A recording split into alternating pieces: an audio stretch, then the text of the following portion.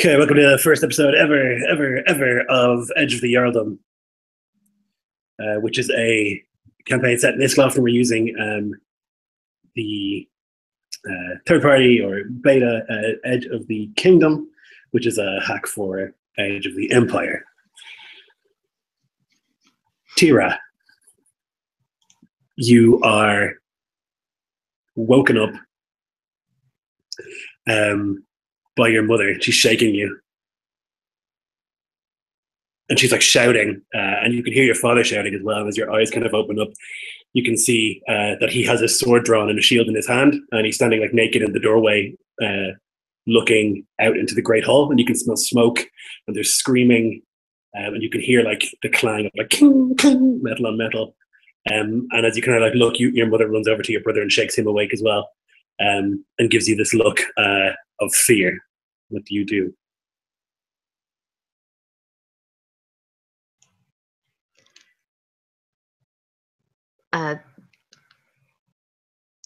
Look around in confusion and just gonna jump up out of bed and follow my mother. Ask her what's going on. Yeah, she's like rushing around and she's like waking up your brother. Your father has like walked into the great hall. You can hear him bellowing orders, and there's like really thick, acrid smoke everywhere.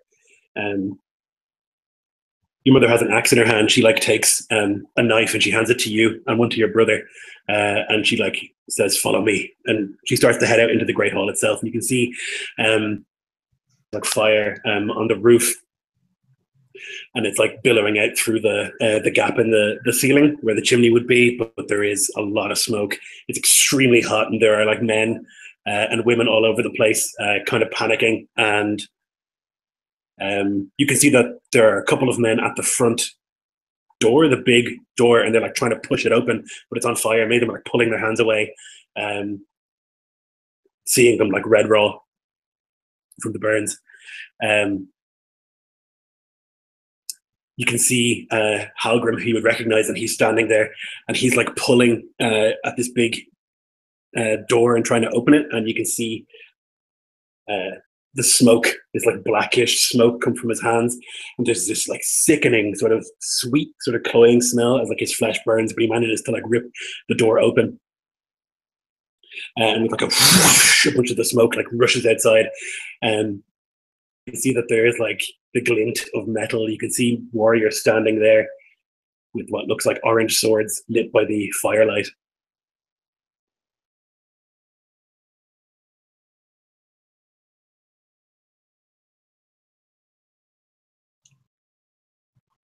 I'm still with my brother and my mother. Yeah.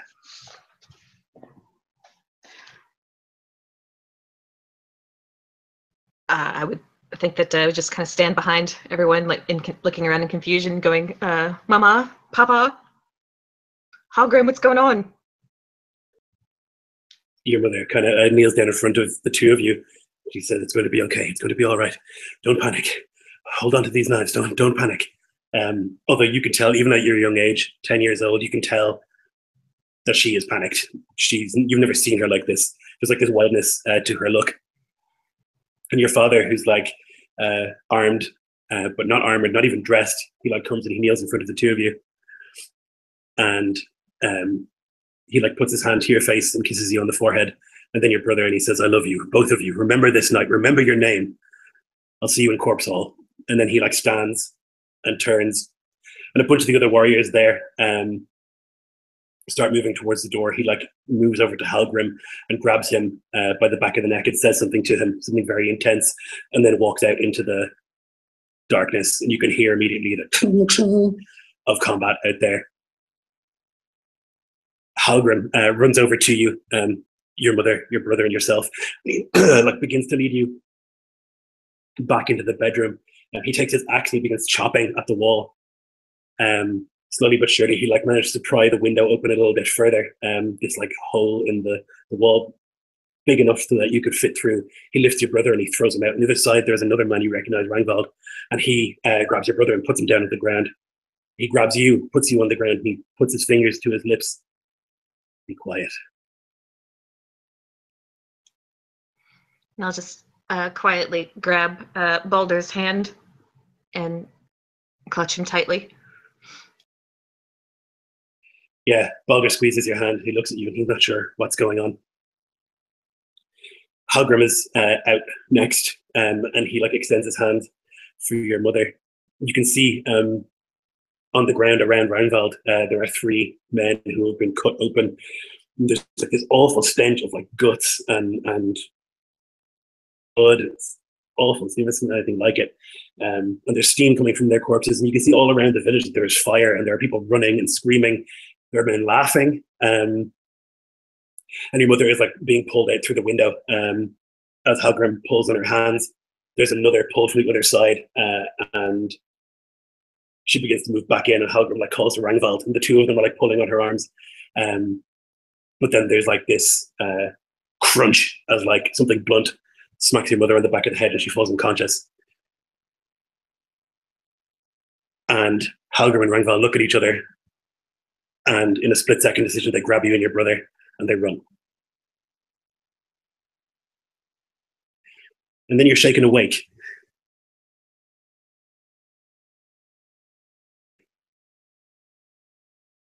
He's shaking you awake, and you can smell smoke, and you can hear the clang of metal on metal. You're not a child now. You're in this hut, this sort of mud and wood hut that you've lived in for about 10 years now. And the immediate scent of smoke reminds you of that moment, and you can hear this like clang all over the place. And your brother is wild-eyed, and he does that same gesture that Rangvald had done. He puts his fingers to his lips.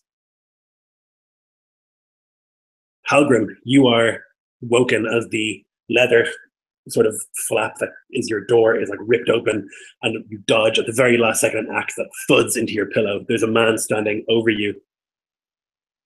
Now, you've been living in this part of the world for about 10 years, and you know what these people look like. They tend to be tall, but they tend to have red hair. They don't wear armor. They tend to have lots of tattoos. This man is armored and chained. He's got a nasal helm. This is a man from Iskloft, and he's swung the axe down at you. What do you do? I normally prefer a fair stand-up fight, but my man takes an axe to a sleeping enemy. That's no call for a fair fight. As I roll over on the floor, I bring my forearm up, elbow first, into his groin. Yeah, he grunts, and you see him like retch as he hits the ground. He like tries to grab out at you, but you can like see that his vision is spinning from the blow. He's kind of like reaching about, but his blows are ineffective.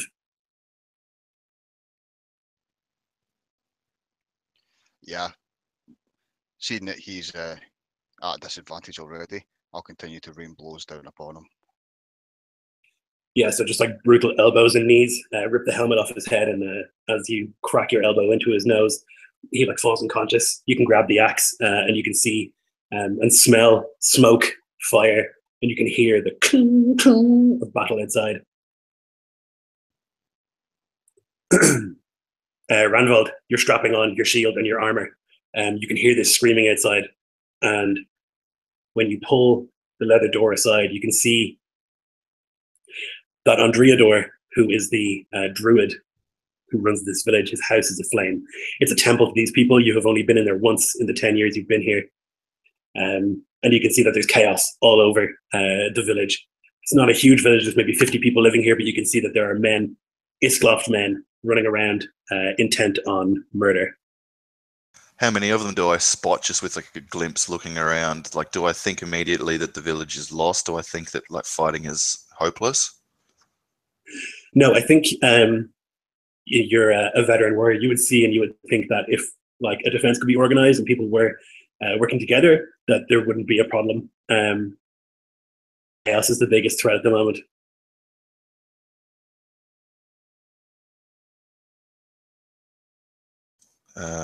Gosh, I think against my better judgment, I'll finish hefting the shield, and instead of running into the fray and trying to like cause or call men to me to launch a defense, I'll go for the Well, they're not children anymore, but he refers to them as the children to himself out of habit.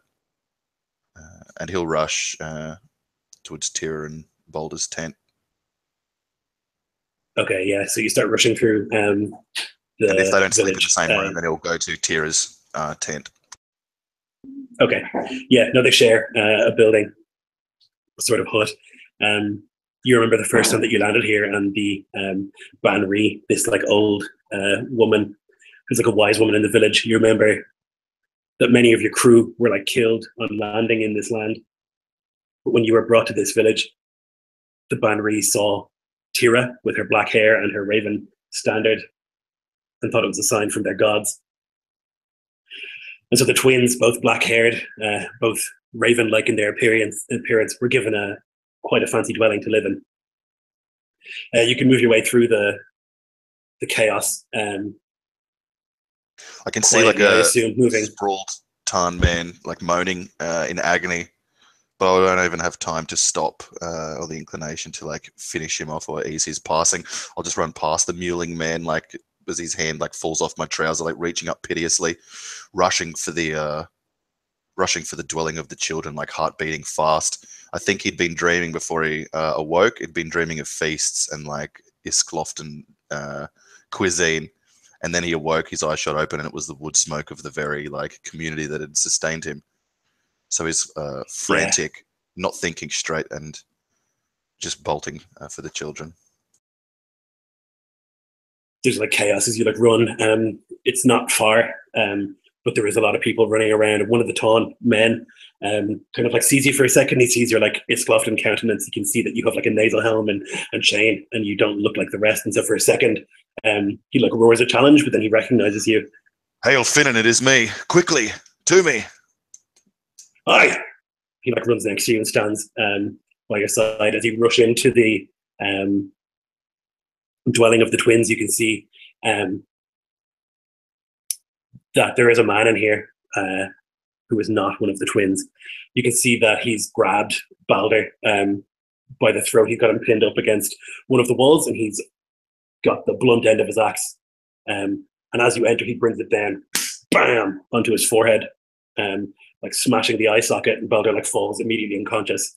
And as you enter, you hear that crack, and he turns his eyes towards Tira. I'm going to throw my axe in between his eyes.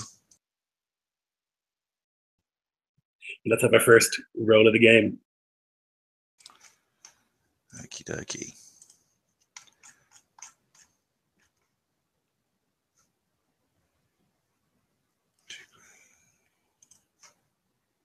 What do I roll for the challenge, Lord? Oh, it's just initiative first, right? Sorry. No, it's just yeah. Actually, let's do that. I keep forgetting with this game. So yeah, you can roll cool or vigilance, whichever one you prefer. Cool probably sounds more appropriate. It's not a time for vigilance. 2 yellow. Do I roll a difficulty with this as well, Lord, or just the 2 yellow? No, not for initiative. Okay, I got 4 RuPaul headdresses with the black dot in the middle.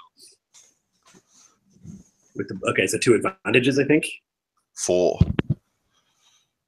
Okay. Like, I see. There's 4 individual pictures, but there's 2 pictures to the die. Yeah, they look like antlers with like a bindi spot in the middle of them. Yes. You don't have any explosions? No explosions.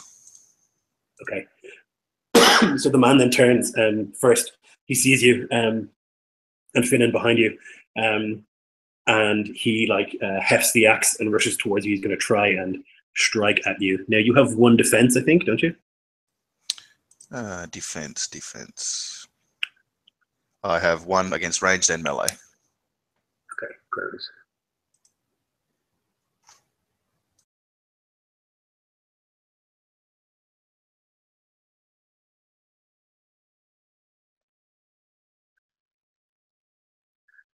All right, so in the chaos, you like come in, you ready your axe. But this man is unusually quick. It's probably how he got Balder.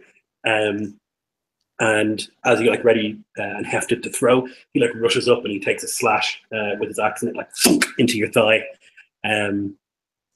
You will take 5 damage. Ooh. As it like, and he like, with a disgusting like sucking sound, pulls it out of your leg, and then you're up.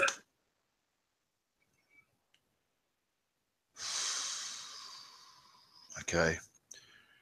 Now that he's like coming close to you, I'm not going to throw the axe anymore, obviously.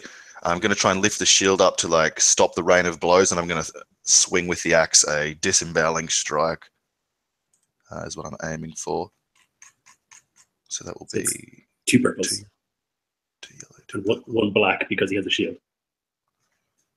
Okay, 2 purples, 1 black. That's against my 2 greens, 2 yellows. 2 successes is my result. Nice. So you take the axe and you like hammer it into his guts, and there's like this sort of splintering sound as a bunch of the chain links just like pop and fly apart. And there's like this like, and you like drive the axe all the way until you hit spine and the blow is stopped. The man is killed instantly as like nerve endings are severed in his spine. He like falls, slumps forward. You can like put your foot on his chest and like pull the axe out. I'll point with the gore dripping axe to Boulder. Finnan, see to him, and then I'll move over to Tira. Yeah. Are you harmed? No, I'm fine. Is my brother okay? And she's like trying to look around you to Baldur, because she was that cracking sound was probably. Your brother's made of stone stuff. It was probably the raider's axe that broke. Come, dress yourself for war.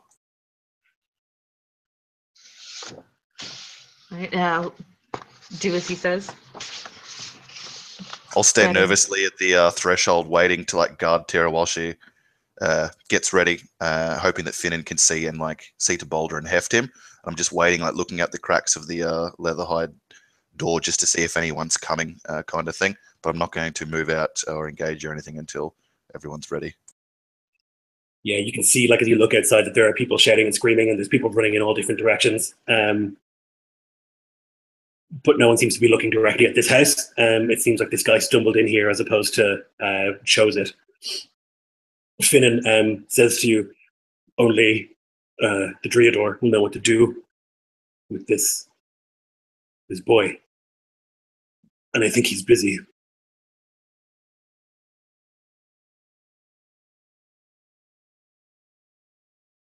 At that, he looks down to his boot and is unable to find the right thing to say. So, you know, like when that happens to you, you just kind of busy yourself. So he'll look to Tyr and be like, hurry, girl, hurry. Just to like, just to do something to try and remain in a semblance of control, even though everything's kind of falling in around him. There's all these thoughts racing through his head, like why, how, who, you know, all of that kind of stuff. But then also like ground zero technical stuff, like I should really pull men here to launch a defense here, or and there's just so much going on that he's finding it hard to like make out a coherent plan. And so like as well as looking for danger, he's also looking for signs of Halgrim. He's always sought the advice and wisdom of the older warrior. Yeah, Halgrim, you've dealt with this man. You've got his axe in hand. What are you going to do?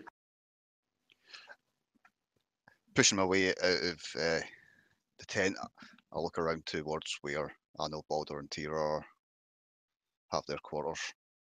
And perhaps I can see the open tent flap and figures moving about within, silhouetted against some flickering firelight. Seeing that, my heart would be in my throat, and I start making my way in that general direction as quick as possible. No problem. So you start moving through the village, and again, you can see like all over the place warriors that you know well, kind of like locked in struggles with these Iskloft bastards who have like already burnt down much of the village you've called home for 10 years. One of these Iskloftans like runs up to you, but you're more experienced. You're a veteran. You're able to like duck under his blow with a quick upward slash, sever his jaw from his face. And he falls down to the ground as you run over to the tent and sneak inside. You can see Finnan inside, standing protectively over the limp body of Baldur, and Tira and Vinevald are inside. Worry not, Halgrim. He is wounded, but he lives still. And then he'll gesture with the bloody axe down to the man who had brained Balder. Some good news on a dire night. We cannot let them be slaughtered, he says, meaning the Tain who had harboured them.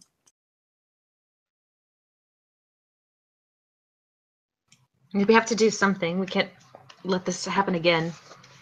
You and Halgrim take Balder to... what's the name of the druidess or the shaman lady, Lloyd? Banri. Banri. Yeah. Take Balder to Banri. It's his only hope. You, he points to Finnan, with me. Sure.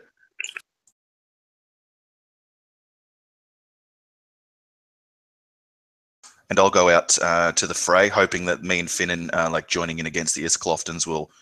what's the word I'm looking for? Fucking distract them, so that Tira and Balder and Halgrim can get away without being accosted again. That's what I'm trying to do. So plenty of and yell out of Thor and go at the biggest bunch of them like a bowling ball. Yeah, so he's gonna rush out in the opposite direction to the home of the Banri and the Dryador, who are like this like married couple who like represent gods. They're kind of like the druid, the witch, the crone, the mother, all of these things kind of rolled into one. They have the fanciest dwelling at the top of a hill. And it kind of like looks down at the river. And as you kind of run towards the river, you can see that there is a ship there, like a long ship. Definitely Iskloft in design. It's got like these big antlers at the prow where there's this like terrible serpent face and a black sail. It's got a symbol of a boar atop it. And you can see that there are some men standing there defending that ship, but most of them obviously are spread throughout the village.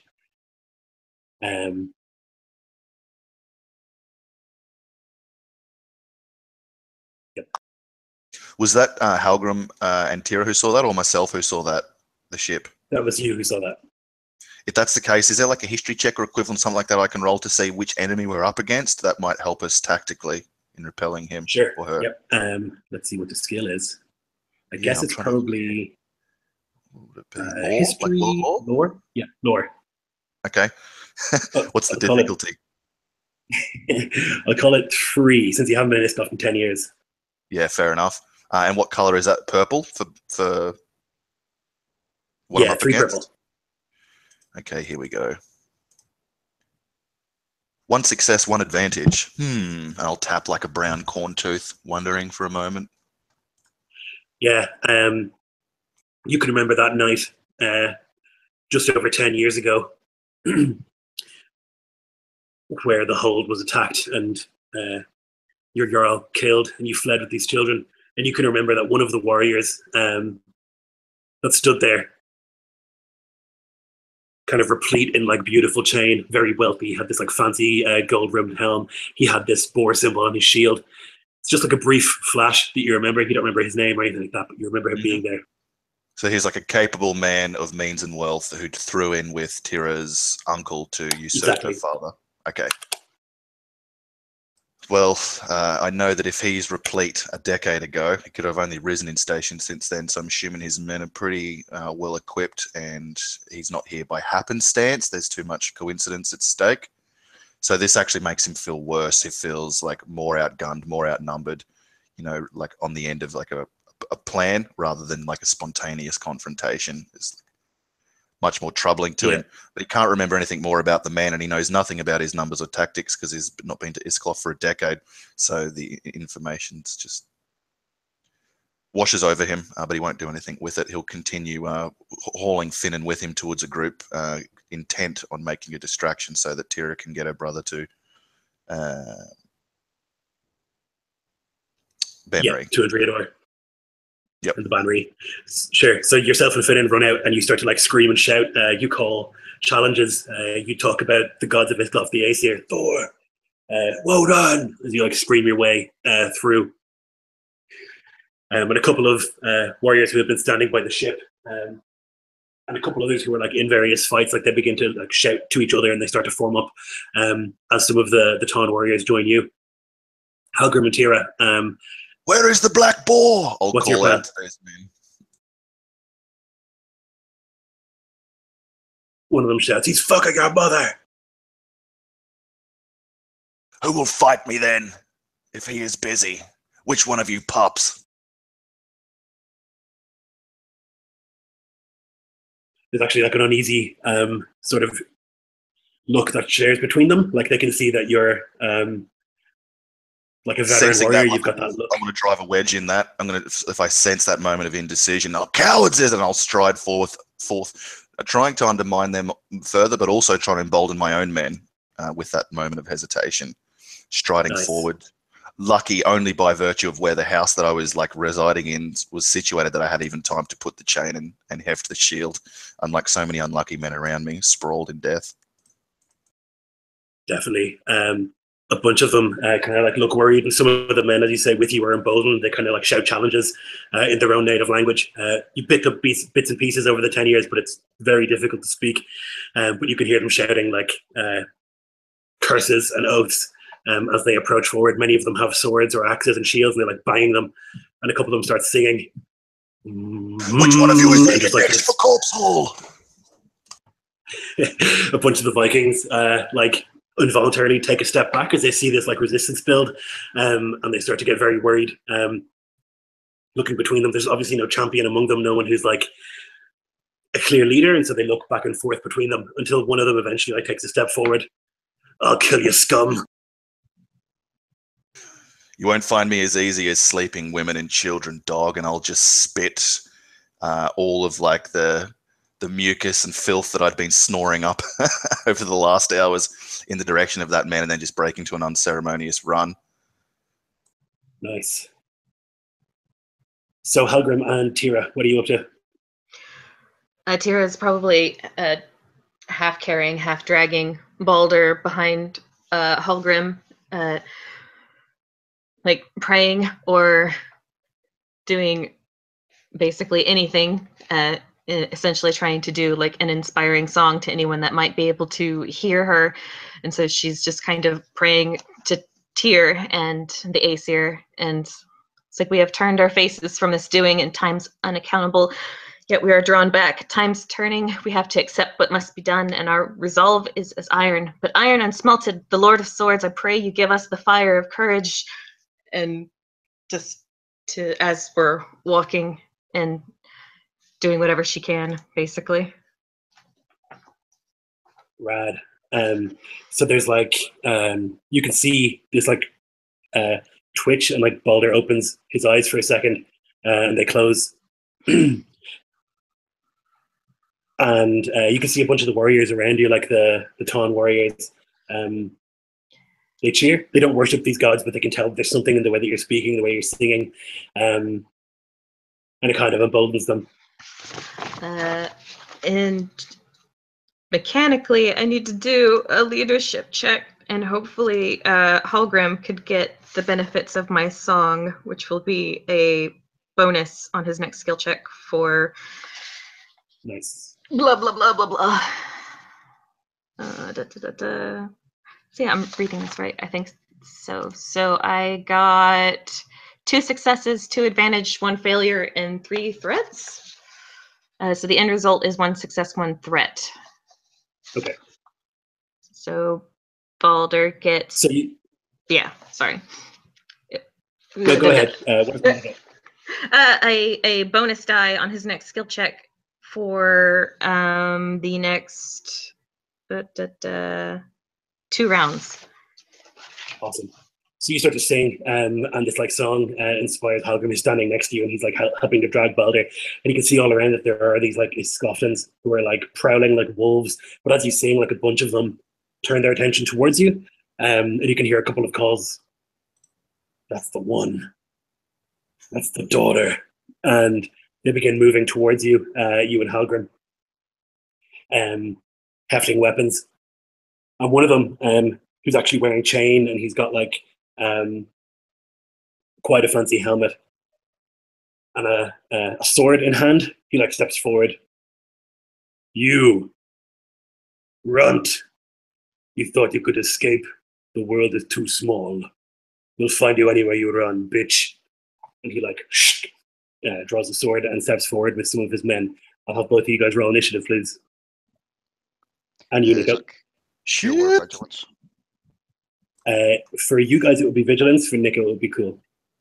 Okay. Cool. 2 yellow. I got 3 advantages. I got 3 successes. Hey, just a quick question. Success and advantage. Just a quick question, guys, if anyone knows. With the bits and pieces of our archetypes, like, for instance, for me, the Dance of Death, defensive stance, and stuff like that, that all my synergies are based on, what do they take to enact? You know, like, usually we'll say in D&D, like, spend a bonus action to enact your stance of bullshit, blah, blah, blah, blah, blah. What's the cost, like, as far as of a portion of my turn goes to do those different things? Like, it just says suffer strain or add such and such, you know what I mean? It doesn't say at the cost of this. So in the book, it actually says the Dance of Death, for example, may suffer 4 strain to perform the Dance of Death maneuver. So it'll be one of your maneuvers. So in the actual book, on your character sheet, it's all a bit kind of condensed, but in the book, it'll tell you exactly. Okay, sweet. Well, that's the main one I need to know about anyway. So if I know that it costs a maneuver or part of a maneuver to activate, that's good enough for now. Thank you. And was Rangbalder within medium range of Tira and during her song? I don't think so. No, he would have run the other direction. Yeah. I was purposely trying to go the opposite way from you guys to draw them to me instead, so I think I would have been out of earshot by then, unfortunately, as much as I wanted. So I'm about to get bummed.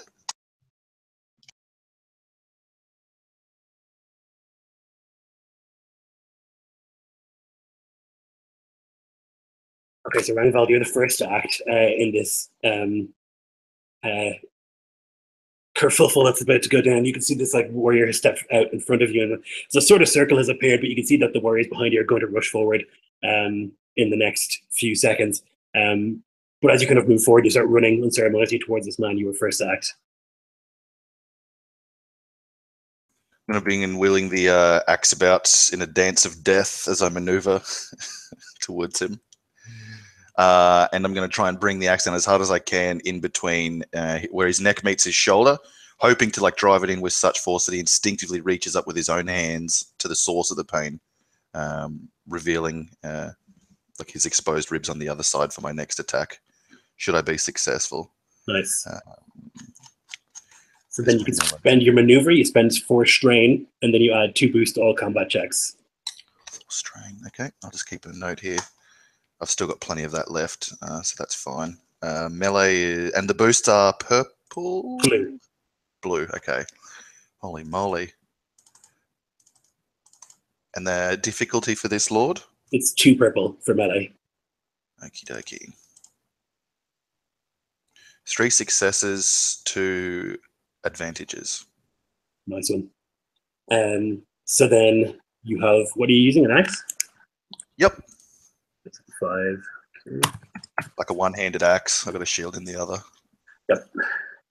So you like take the axe, and as you say, you like smash it. And you have 2 advantages. So you wanted him to like raise his hands instinctively, right? Yep. I'm not sure like if he's got a shield or the like, but hoping whichever of the hands is lighter than the others, you know, like not holding as much stuff, will instinctively reach up to where I've just driven the axe in. And if you can imagine moving your right hand to your left shoulder, you can see like under the armpit that's exposed there for a blade or something to be driven in. That was what I was going for. Nice. That's exactly what happens. And so you like he's got a sorry? As in like to make it easier to kill him next time, that's the intent. I'm not sure if that can be an advantage, but no problem. You'll get boosts. So basically, like you slash into his shoulder, he like brings his axe hand up to like instinctively clutch at the wound, and he like and reveals his delicate rib cage underneath. Excellent. Knut the pig, which is this warrior. What a name! With the helmet, he takes a step forward, and he's actually got his like shield and sword down low. He like obviously doesn't feel threatened as he like walks forward. And takes steps towards you, Tira. And he like lashes out surprisingly quick for a man so heavily armored, and is going to try to take a slash at you.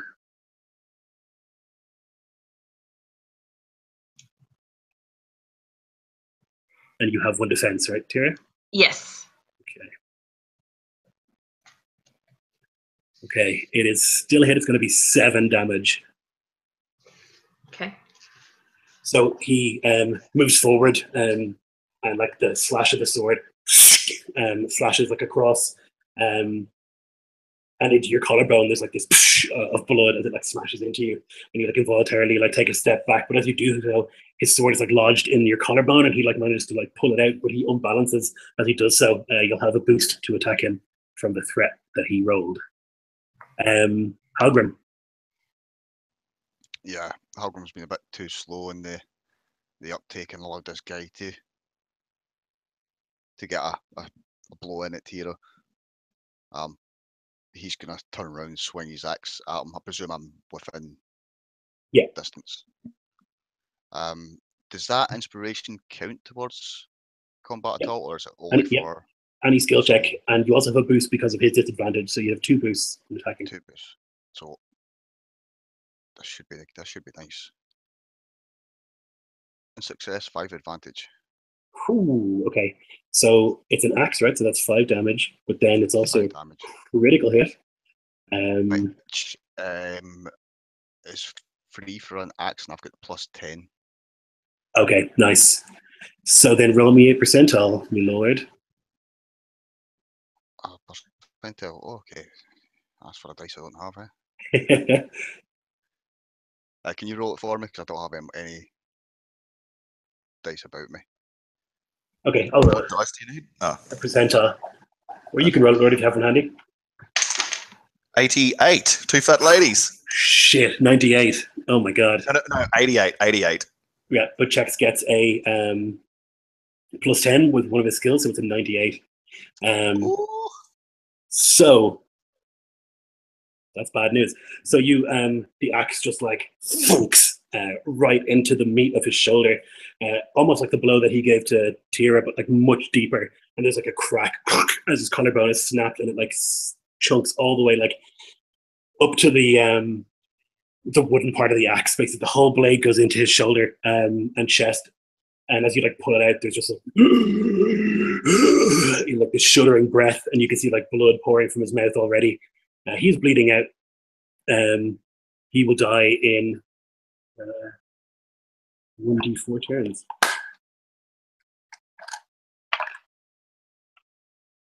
Two. So you like smash and then pull it out, and there's just like this arterial spray of blood up into the air. And he like is shaking and standing. He's amazingly still up, but you know that that's a mortal wound. Yeah. So I will say that. I will say something along the lines of, "You're going to die here, pig fucker." I'll take you with me. We shall see. The Iskloft warriors go next. So this man opposite you, Reinwald, he like is like gripping at his wound, and he's like unbalanced. But you see, just at the last second, he's actually like using that momentum to like swing his shield towards your head. I'm gonna see if I can hit you with that.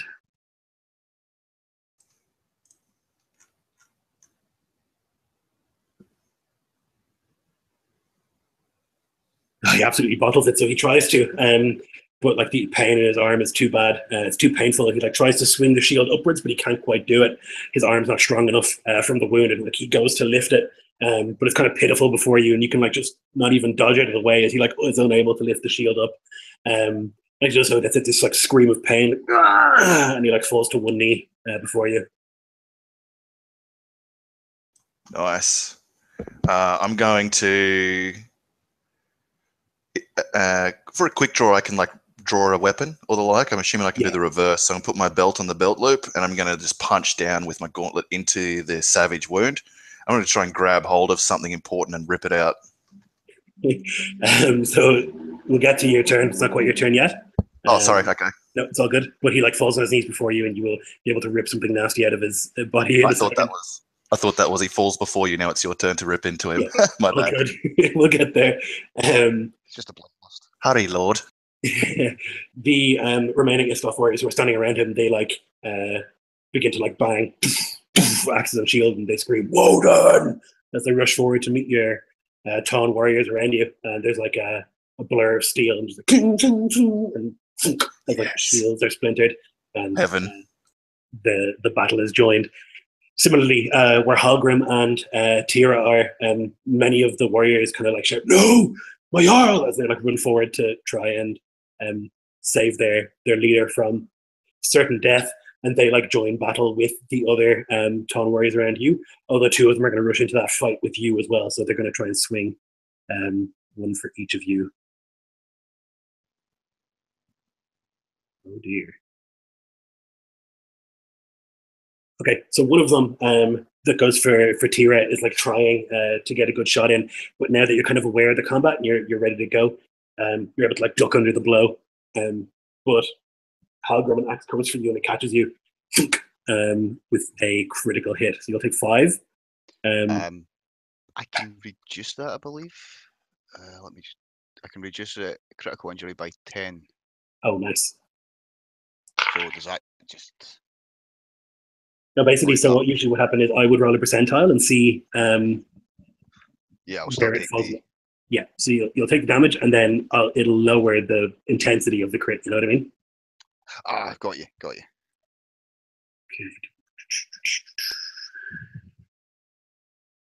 All right, so he runs up with the axe and he aims high, but he feints and then he like swings down towards your knee and like embeds it in there.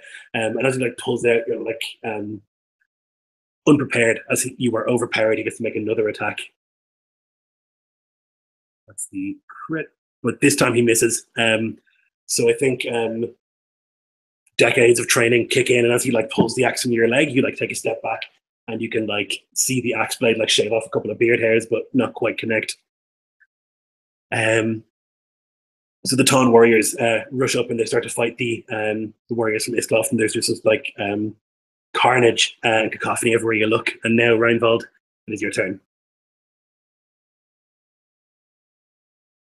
Yeah, put the axe on the belt loop, put the shield up around me just because I'm now in a sea of steel, and punch down with my like fist as hard as I can, trying to break that collarbone if it's not already broken from the axe strike, and just grab hold of some important muscle around his lungs and just rip with all my strength, like tearing like slaughtered beef side, like tearing it down there along the seam where the meat meets the bone. So I assume that'd be will it be brawl or melee? What check? Athletics or brawl. melee? I think. So if it's unarmed, it should be brawl. And where's my brawl skill? I'm just trying to see that there. It should be like next to your melee, like above it, maybe. I've got melee ranged magic spirit. That's it. I'm in this the Edge of the Kingdom. Sorry? They've combined. Yeah, they've okay. combined brawl and melee. Okay. So then right. Okay. Oh, that makes it easier. 2 yellow. You have a boost as well. Oh, thank you. I do. And the difficulty is 2 purple. Yes, sir. Here goes nothing. 4 successes, 1 triumph, 2 threats. Okay, so just tell me what happens. He's dead. There's this scream, but it's cut short as blood starts spilling through his mouth, and it's replaced by choking noises as there's like this slick, ripping noise, and just like meat and gore on my chained fist that I like throw into the dust like an auger would at a like a misshapen kidney or the like. And as he like clutches blood spewing out of him like a fountain, I'll kick him down. That moment of pride opens my back to one of the warriors who's just felled a tarn and sees an easy warlord in chain that he could kill with a knife to the back.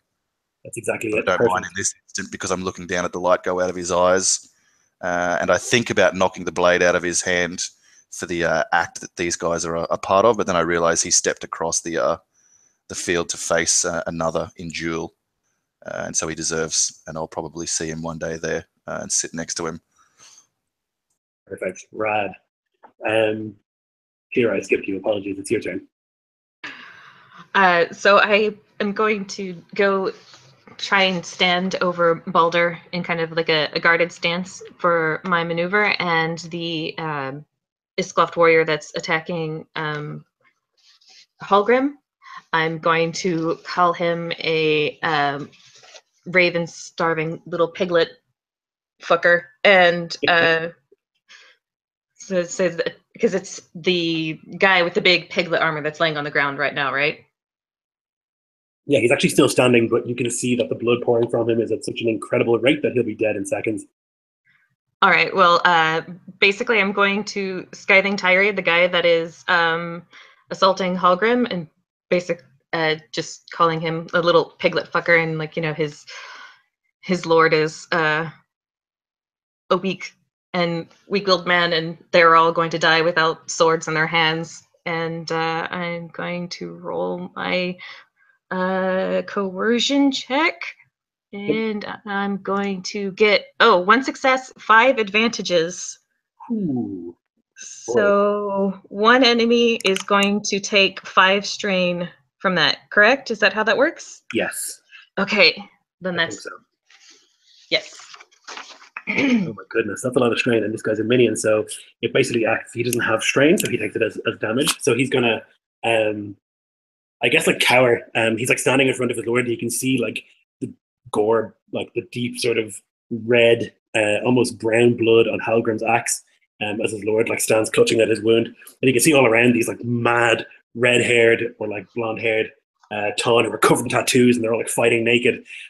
He wasn't expecting this, and as you like tell him that he's gonna die without a sword in his hand, he thinks of the fate that awaits him. He like takes a terrified step backwards, and most unwarriorly, his vision begins to dim and he faints. Rad. Okay. Knut the pig. Go ahead. Sorry. Could I kick his sword out of his hand? Absolutely. Yep. All right. Yeah. So there'll be no corpse hole for this man. Knut the pig. He's like bleeding heavily. You can see his eyes are like bleary, but he's still got some fight in him. He like lifts the shield, and he's like somehow holding it together while he like dashes forward and tries to stab at you. Going to give him some disadvantages to this. He is very near death. With the guarded stance, he's going to have another disadvantage. Okay. Let's see. Okay, so he doesn't hit you, but 4 advantages and a triumph. So it's not a success, but something incredible happens for him. So, all right. So he tries to stab towards you, and you like dance out of the way. But as he like does so, he like begins to stumble back. Some of his men are able to like grab him and run around him and protect him. But as you kind of dodge the blow, you like fall over the body of one of the others. You like smash onto the ground. You hit your head, and the staff that you have, the spear, like clatters out of your hand. You kind of see like stars as the blow to your head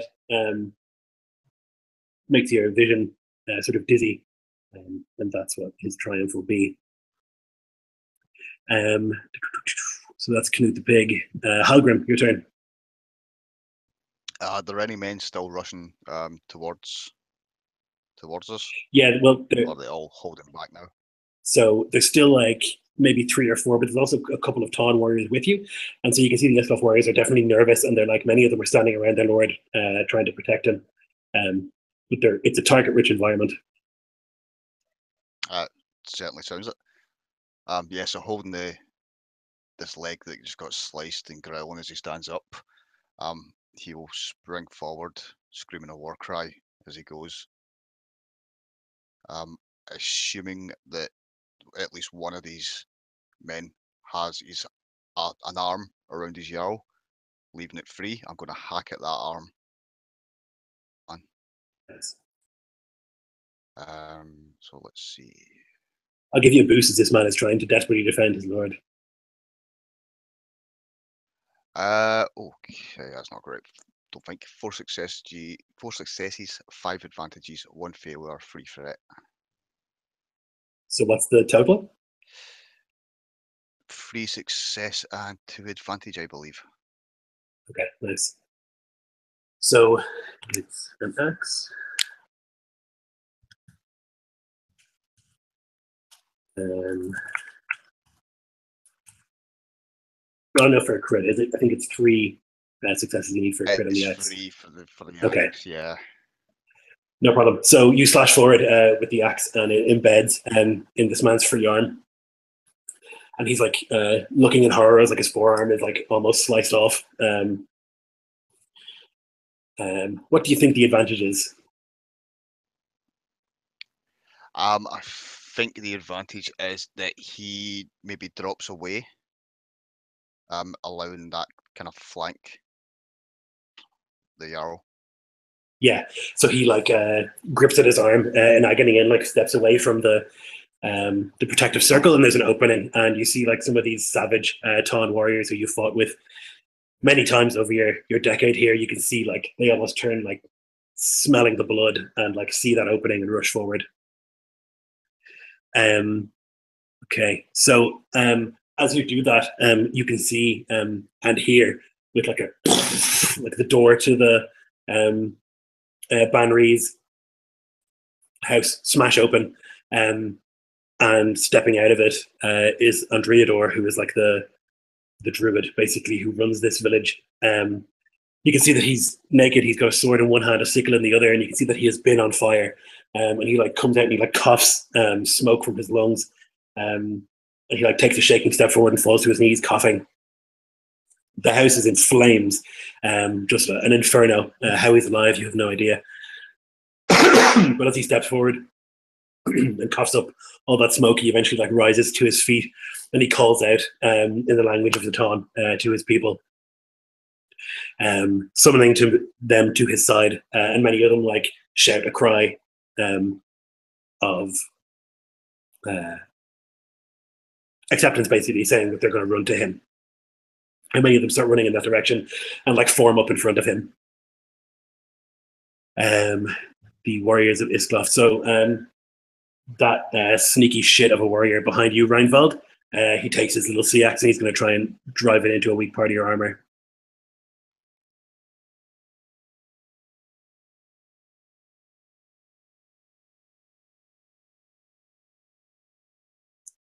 And he does so. He like takes it, and you can see that there's like a weak link. As you like kick this guy down, you can see that there's like a weak link just kind of where the armpit is, and he like takes the CX and he slashes underneath and cuts. He'll take 5 as he like slashes. Mm-hmm. With my soak, does that limit how much damage I take, or have you factored that in already? Yeah, so it should limit how much you take. Let me just check how these weapons work. I've got 6 soak. Okay. So 4 and 5 is 9 health points I've lost. Yeah, so if you take the 5 damage, you shouldn't take any. Okay, and that would have been the same with the first one that was 4 because I have 6 soak, right? Yes. Okay, so I actually haven't taken any damage, just been getting hit in the armor. Yeah, exactly. So he thinks he sees an opening and he tries to slash under, but as you kind of kick this guy down, you shift and he just like slashes on chain. You just feel a sort of dull sort of thud on your back. And he looks horrified. I'm kind of confused now how you're supposed to be damaging people if they have armor.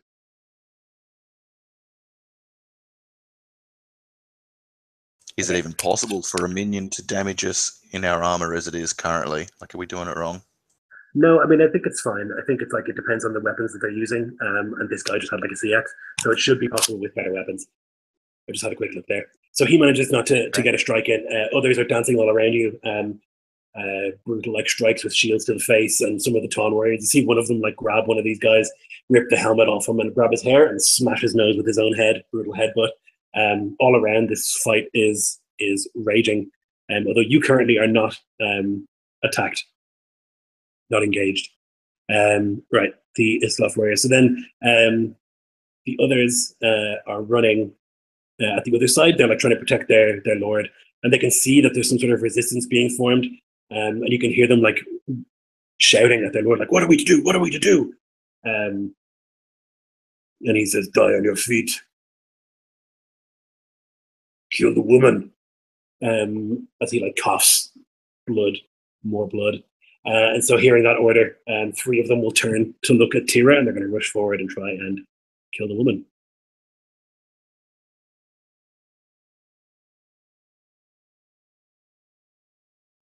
Okay, so there is the first strike with an axe, like slashes into your forearm that you bring up to protect yourself.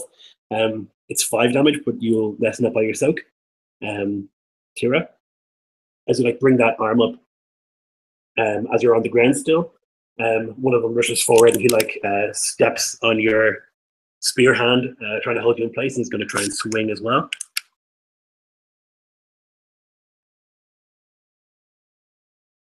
And he does. He like slashes. This time, kind of cutting a bit out of your cheek that like splats onto the ground, and like slicing off a chunk of your hair. But in the sort of rocky and gravelly, mucky road beneath, the axe gets stuck, and he's like trying to pull it out from between 2 rocks, but is unable to do so. The third one, which is entirely, there's not enough room around you. He like tries to take a swing, but as he does so, one of the loyal sort of Taun warriors rushes over and elbows him in the side of the head, and he stumbles back. So it is your turn.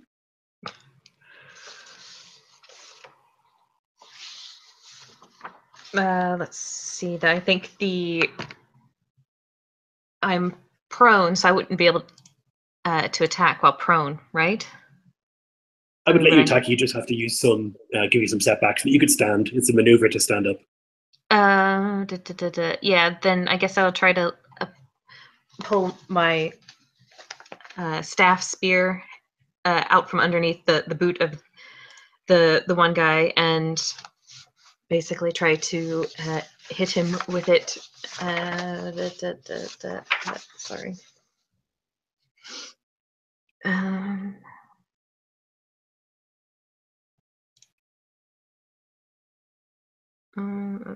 Sorry, trying to, and it's 2 purples.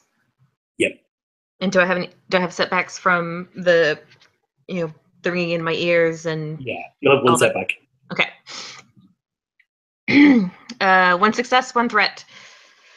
Okay, what's the damage? 5. Does it have any pierce? No.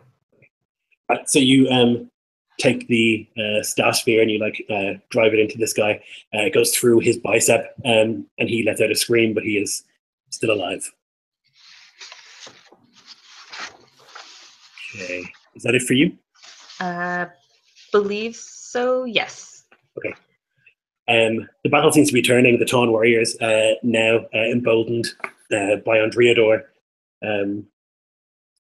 are like fighting with renewed vigor, and they're like slashing. And you can see like Iskloft and soldiers falling left, right, and center. But it seems to be the case that the battle is dying down almost. The fires are not; they're getting worse by the second.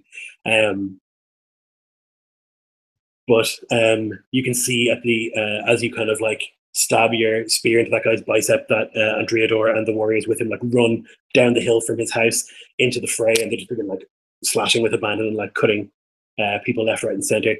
The Iskloft shield wall around Rangvald is smashed from the other side as more Taun warriors appear, and the final moments of this Knut the pig are looking in horror as his men die and he bleeds out.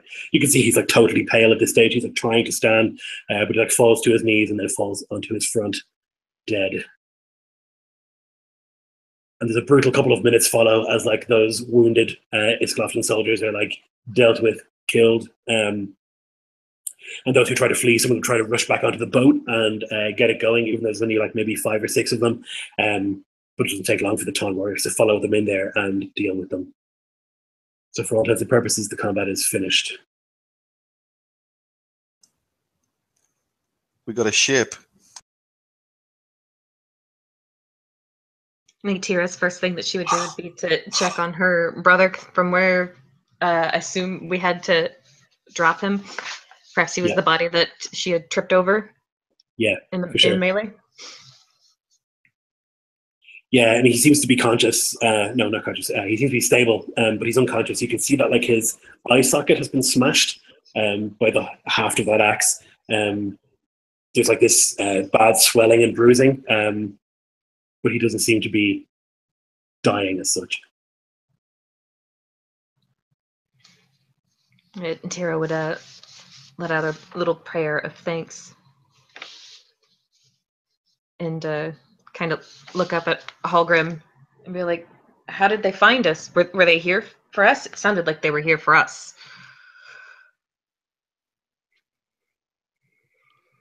Someone knows you and your brother live.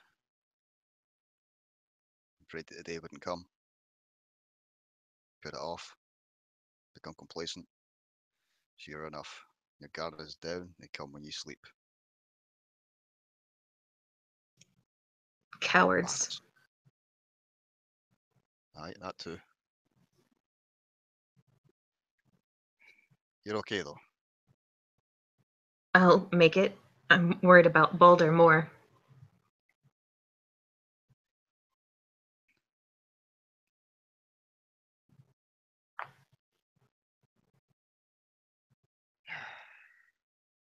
Let's get your wounds binded. Get him seen to. Figure out what's next.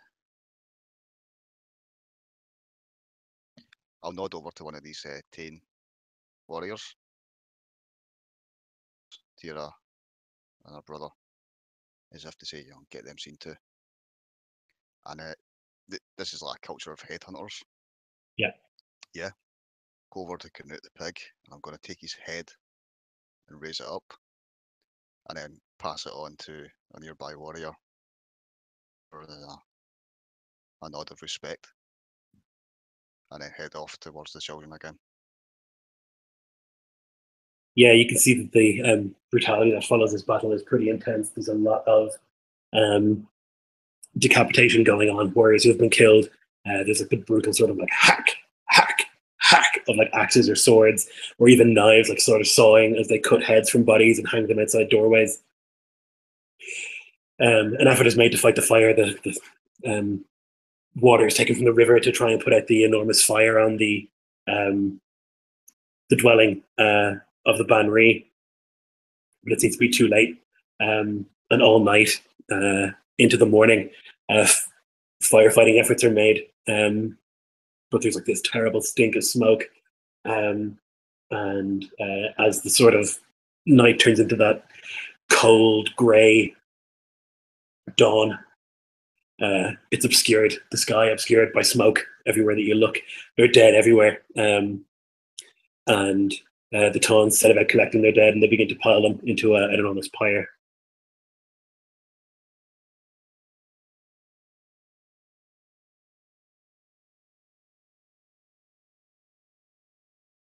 The Dreador, when the fire is finally out, he goes in and he finds the body of the Banri and he brings her out.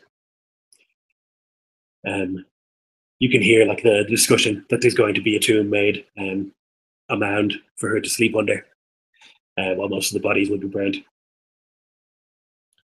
And he gives a message to say that after the pyre is burnt, there will be a meeting, a discussion of what's to happen next.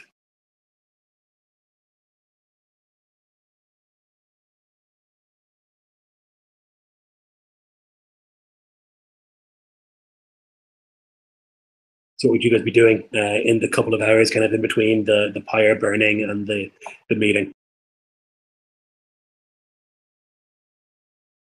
I'm not sure what Rangvaldo will be doing for the whole length of time, but definitely initially with the clearing away of the bodies or finishing of the dead, I think he sees a torn man drag over the body of the man who accepted his challenge or honourable duel.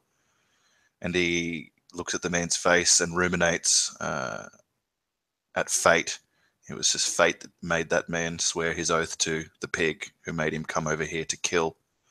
But he was a man of honour and he still adhered the tradition, so he's kind of grappling with that, but realizes that he's tired, and now because of the adrenaline that's spiking away, realizes the kind of nicks and cuts and bruises, like after you play a contact sport, you don't notice at the time, but afterwards you're quite stiff and sore. And so when the Tarn man brings his axe down to cut the man's head off, he'll turn away from like the last needful moment and begin busying himself to not let the stiffness seep in any further. I think he'd be quite morose because in the last couple of weeks he'd allowed himself to believe that perhaps there would just be like a life of peace for them, and he would not have to to sail back into hard times, but that seems like a fool's dream now. So he'll try and busy himself.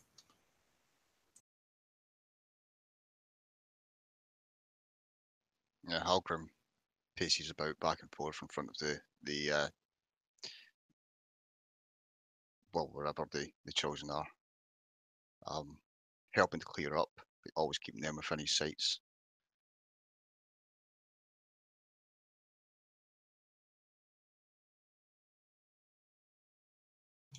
And Tira, I think after making sure that Balder is, stable and safe and no longer laying in the middle of the street, would probably help see to preparations for the Banri.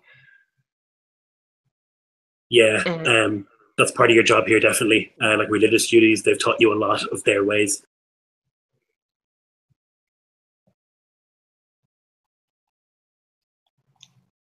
I think just trying to go through the ritual, the motions, and that sort of thing to keep her mind occupied and not dwelling on having to relive this nightmare, but being old enough to do something about it, but still feeling helpless. As you're kind of preparing the body of the Banri to be entombed, you're, with the Dreador, this like old man. He's got a white beard and white hair. It's probably the only person you've ever seen in your life with fully white, like shock white hair and beard. And you can just tell by like the curtness of his motions that he is heartbroken. He's like trying his best to go through the religious motions, but he's been married to this woman for his entire life almost, and you can tell that he's a broken man.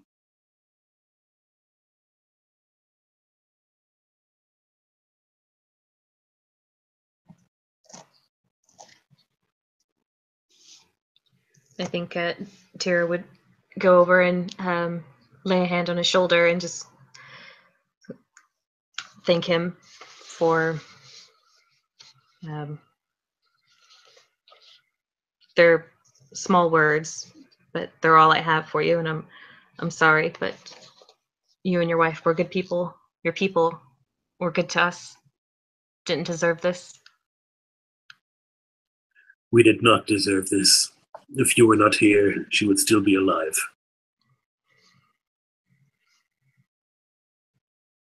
And if you had not taken us in all those years ago, we would have been dead and dust. Near decade past. There is no thanks or words enough for that. And I'm sorry that this is what has come to pass. Sorry will not bring her back.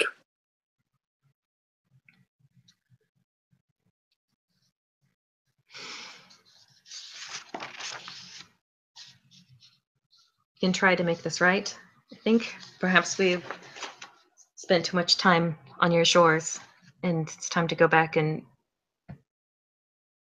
make men who would do these kinds of things, attack women and children, villages in the middle of the night, like cowards, make them suffer for these transgressions. Yes, maybe we will see what they say tomorrow at the meeting. So much death. We do not know that more death will make it right. It will be what the gods will in the end.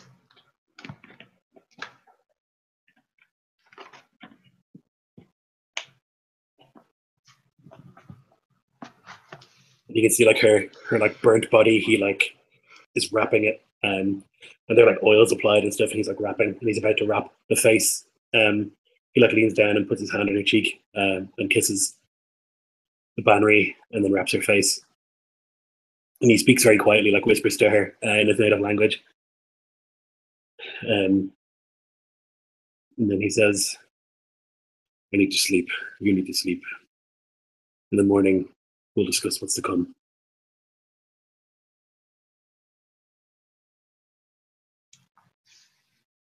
I should just nod at him and go back to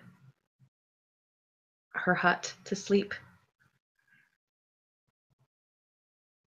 So before the meeting happens, we're just going to take a quick break. I'm going to grab a coffee. We'll take a 5-minute break. Sounds good. Yay.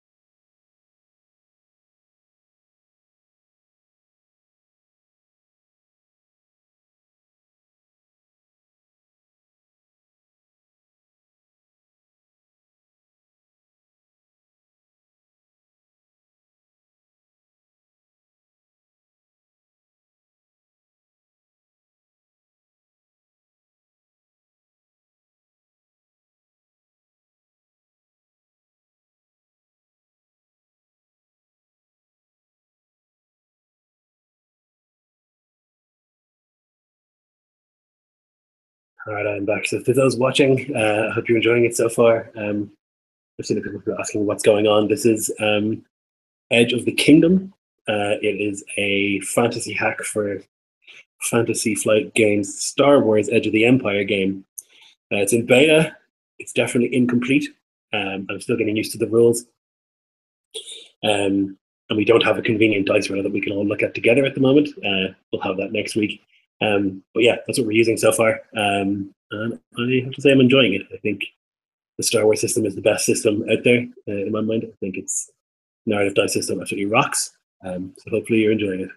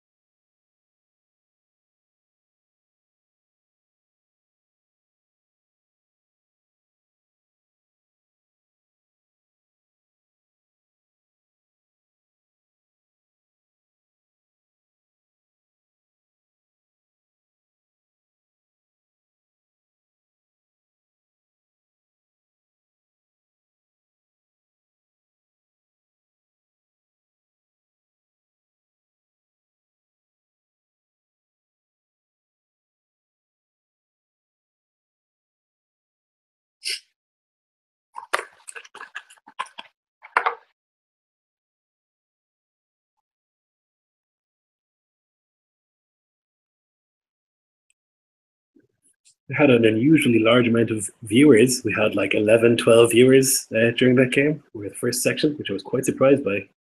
Maybe this is an unusually popular combination. Jarl and Iskloft is enough.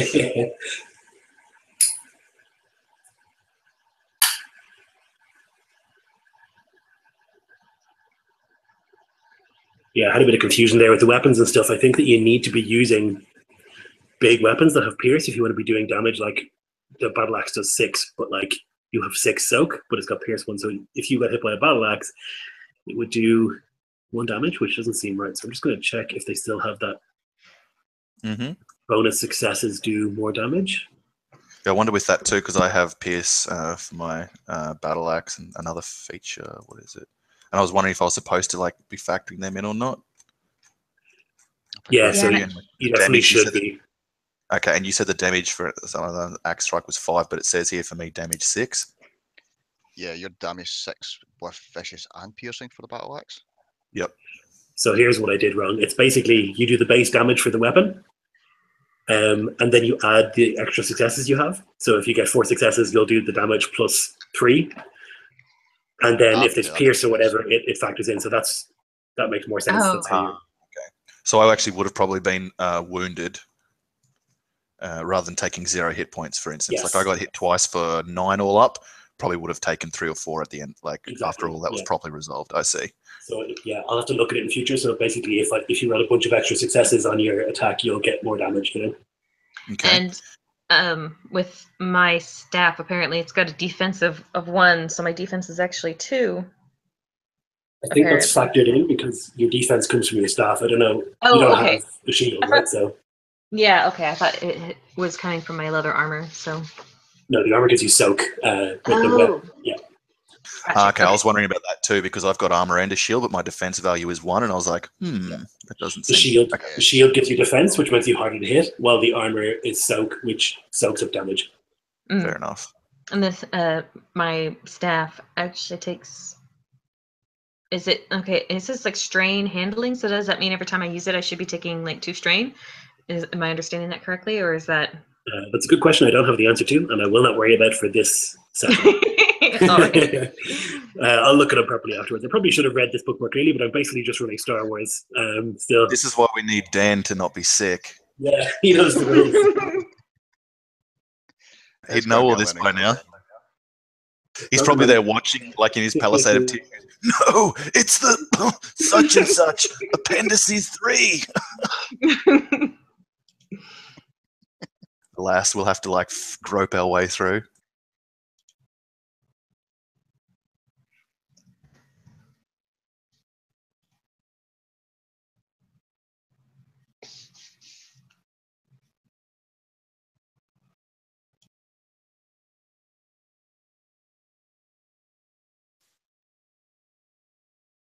Fucking hangout, keep kicking me out. God damn it. Of your own hangout. Truly rage-inducing. Right.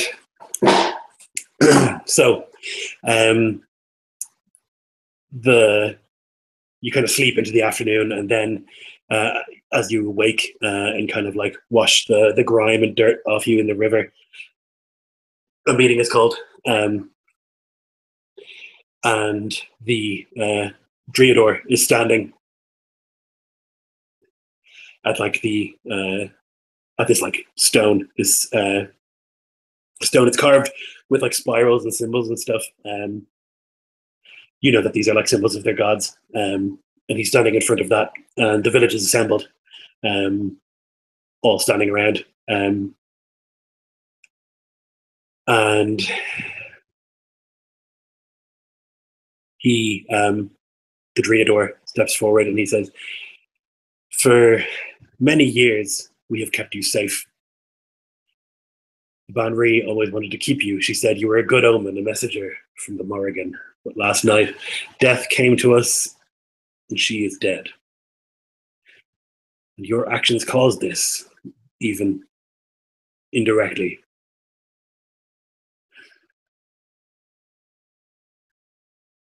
What is to happen with you? That is a decision of this village as a whole."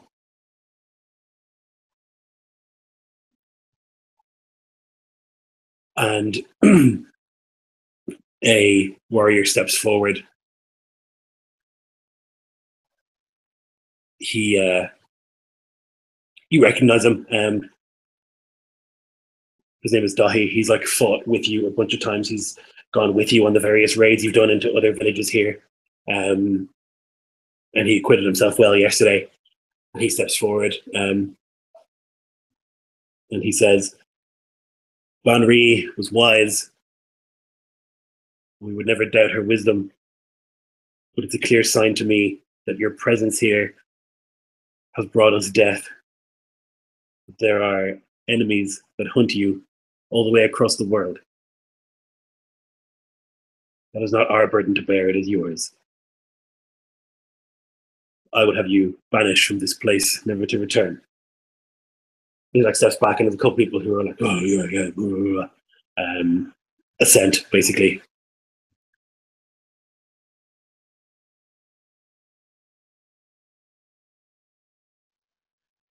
The Dreador kind of like looks around for others. Another man steps forward. And he kind of reiterates. He says, my wife is dead. Banri is dead. The temple is burnt. Our village lies in cinders. And it is because you are here. This would not have happened if you were not here. I thought it was unwise all those years ago to bring you into our village. You are not of this land. Death follows in your shadow. Off with you, he says. And again, people a bit more kind of emphatic now, like, yeah, they should be gone, yeah.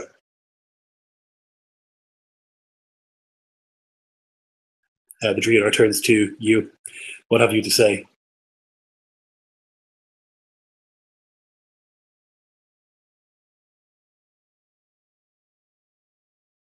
I guess one by one our eyes fall upon Terra.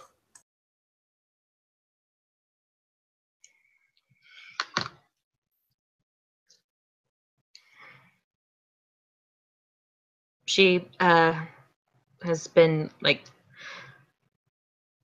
barely rested the evening previous, just thinking about reliving all of that violence and horror again, and just it's like one thing that she's been like wanting to do has been to as much as she's grateful for the people here, still like part of her still thinks they're not her people, and it's like, well, their feelings are not surprising, I guess, in a way. And so she's just kind of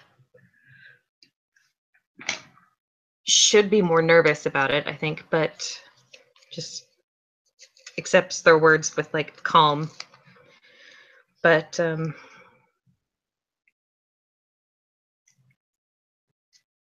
finally, I guess like she stands and says to them, it's like, you're right, it wouldn't have happened if we weren't here.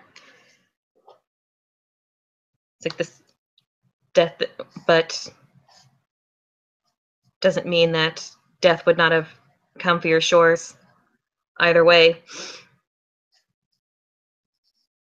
the world is a violent and ugly place, and it's like, while we are grateful for the safe harbor that you've given us, we do not wish to impose if we are not welcome.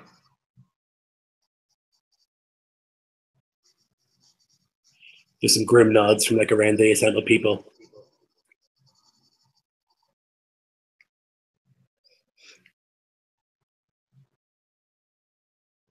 The Dreador steps forward and he says, then it is decided. You are no longer welcome here. We'll give you a day to make preparations, and then you will take this boat, sail away from our lands.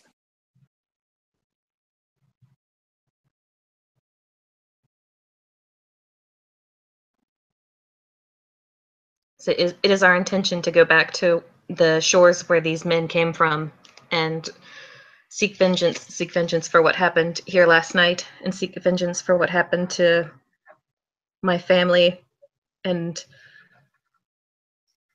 these men's Jarl's Jarl 8 years ago.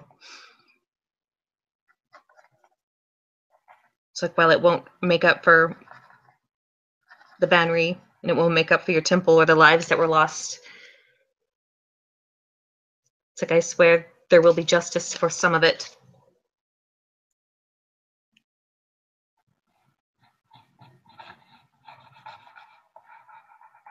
There's like a ripple of like whispers around the circle.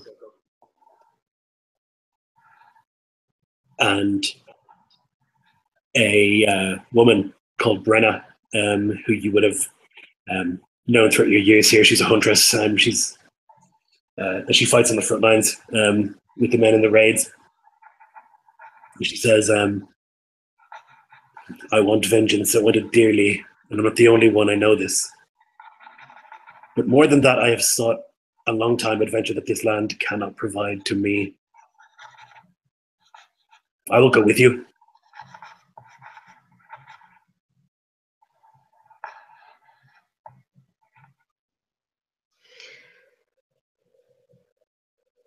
I legitimately shocked. I think Tira would kind of like look back at Hallgrim and Rainfald. I don't think she was expecting anyone to go with them. I'll give you the slightest nod and like through my facial expression relay to you, we're going to need more than us two for that ship. Act pleased. I'll stand up at this moment and stand behind Tira. Give a nod to Brenya and look, gaze around this hall upon me. And I'm standing there for support, basically showing I'm behind.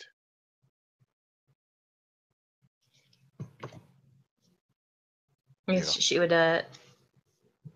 turn back to the woman and say, you would do us a great honor with your presence. And any who wishes to join us is more than welcome. She's like standing and she like looks around, and she's like looking directly at a few people. She says, "I know I'm not alone." Rangvalder will rise at this, and he'll move over to stand at the to flank her with to flank Tira with Hallgrim. And as he makes his way there, he's going to try and seek out Finnan. Yeah. And meet his eyes as he goes, and he'll give him like a lingering glance before he kind of turns back to address the mob. Your own Barnry saw something in my Jarl, and that's the first time that Tira would have ever heard him say that. Such that our band, such as it is, was offered sanctuary, hospitality within your lands. She did this even as she saw the future. With her great powers, it is my belief she knew what was to come.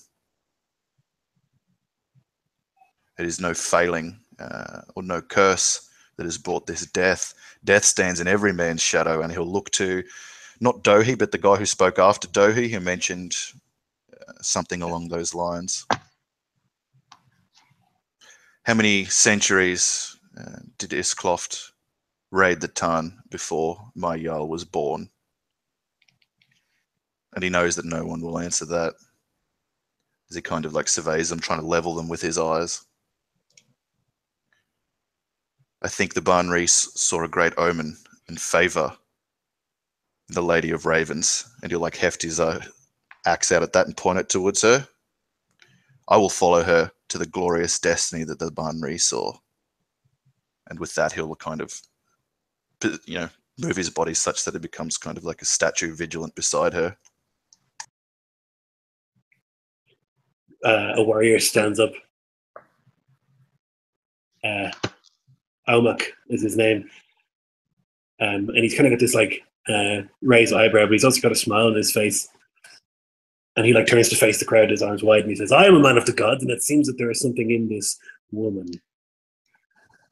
He says, I will go to your land, and I will take heads from your warriors, and they will give me strength." And he like steps across the hall and stands where you are. And I think like with Rainbald's like words and like seeing like, people like coming to their aid, essentially, Tira will kind of finish the prayer that she had started the night before. The resolve is on iron, but iron unsmelted I pray that we will be given the fire of courage to lay behind our lives and our raw honor to sustain us as we have pressed through this forging. The one-handed God who does what must be done, and grim and uncompromising, we will keep our spines straight, our heads high, and our eyes forward upon this path. Hail, God of honor, I pledge to you that if you bestow this gift, I will use it only on a path that I will never need live down. Give me that gift, which is the last gift, to keep going in the face of all fear, to do right in the face of all necessity, to walk unswerving through fire and blood and steel. Hail! Many of the warriors kind of like look around, and you can see them kind of emboldened by it. Tyr is not their god, but they can tell that there's like a fire to the words. Another warrior stands up, and he looks around the crowd, and he says, I have raided cattle in this land for all my life. I've never been on the Great Salt Ocean, never seen other lands. Why not? And he steps across. And a couple of others begin to stand, and without much ceremony, they like stand and walk over to where you are.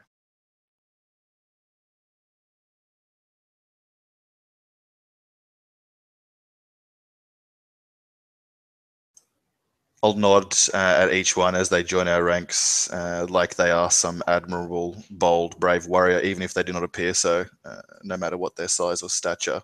I'll give them each the same steely look that hints at respect.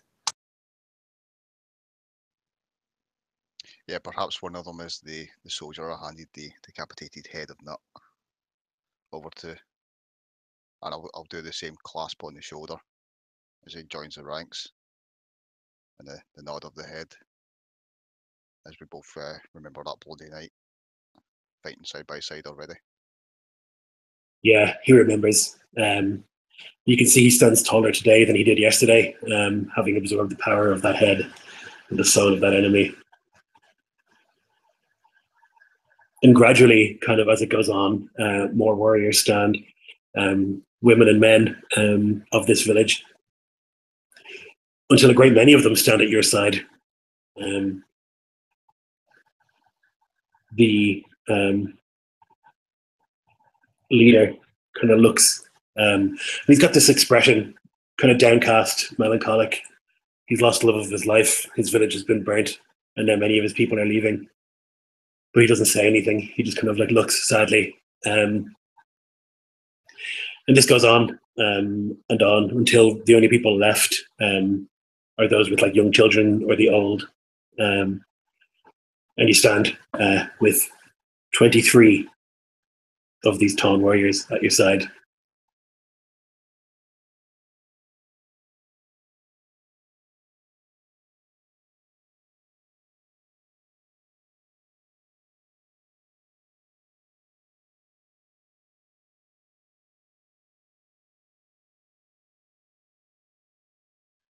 The leader stands,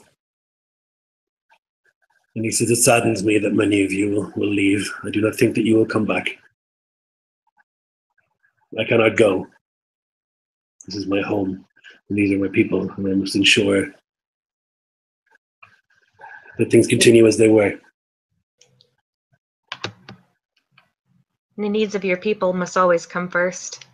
And I swear to you that each man and woman that come with us will be treated as one of our own. And if they fall, they will be given all the rights and privileges and honors as befits brave warriors of their ilk.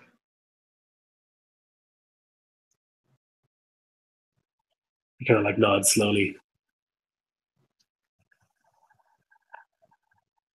Well, I cannot stop them. It's their own choice what they want to do. They will be lonely here.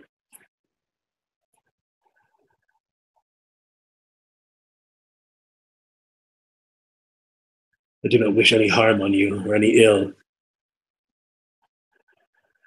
Yes, the men came because you are here, but I do not think that you wish that. But know that if you go there, it'll be much easier for them to find you.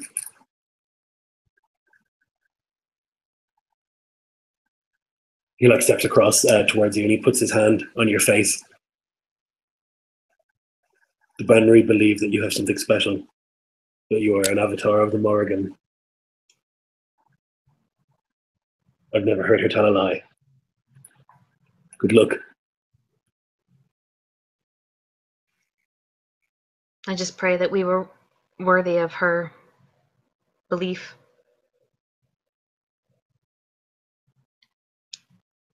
And I swear that we will do all we can to live up to it.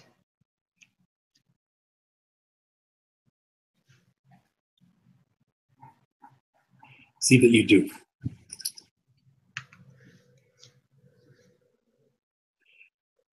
I have to see to the burial of the Bannery. As I say, you have a day to make preparations.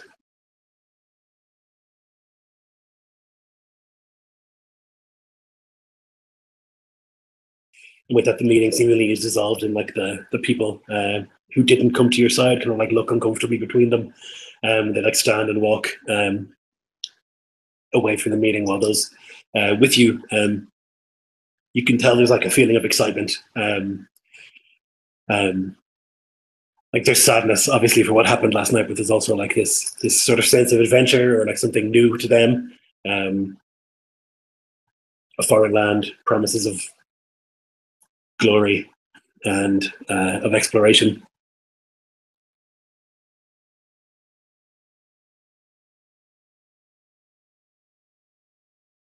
Once the meeting's dissolved, I'm going to go to where we've stockpiled the loot from the slain and equip each of the 23 with the leavings of the raiders we defeated, and anything of the Reavers that is better than the gear of our own, like inner party, the 4 of us.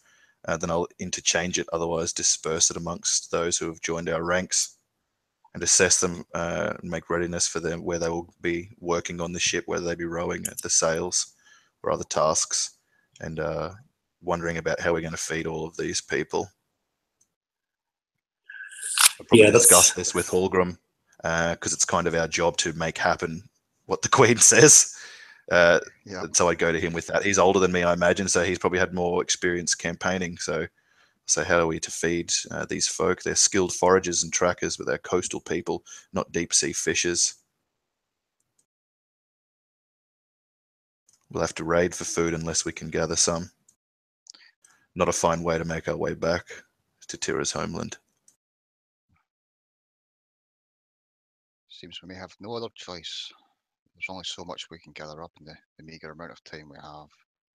There's no time to... A day is not enough. No.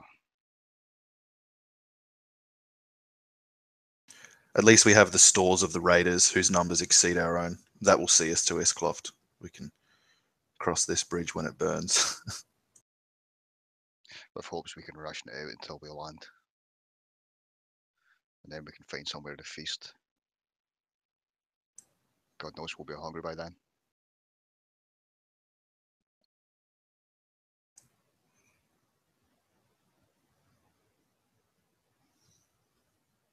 The Tarn, one of the Tarn gave me this, he says, and he like holds up bronze torque. You recognize it from around the pig's neck. There's a bit of grime and blood still on it, but it's kind of been a little cleaned, and he'll hand it over. Do you recognize that man? I know his banner.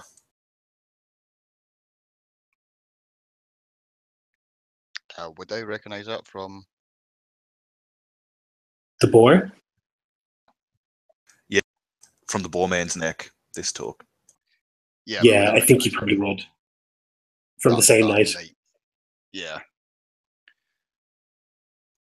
I'll just take it off you wordlessly and look at it in the light. Look back at you and say, this could buy us something when we get to Iskloft. Where's that pig from? He'll say, tapping a grimy finger onto the metal.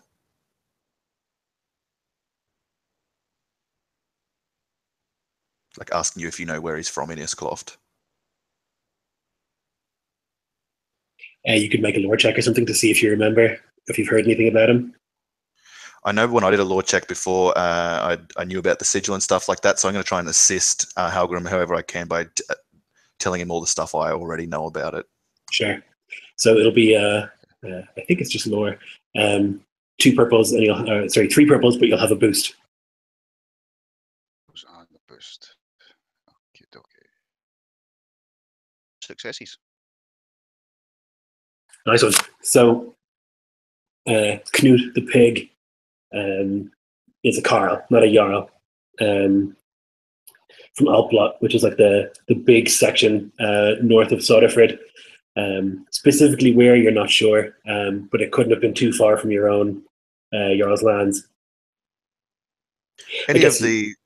Oh, sorry, you go. Go ahead. I was just going to ask if any of the prisoners, if they were captured, could we speak to them of this? Would they have been decapitated? Yeah, they would have been decapitated. It's the kind of the way that they do things here. They don't really deal in thralls. They tend to kill the enemy.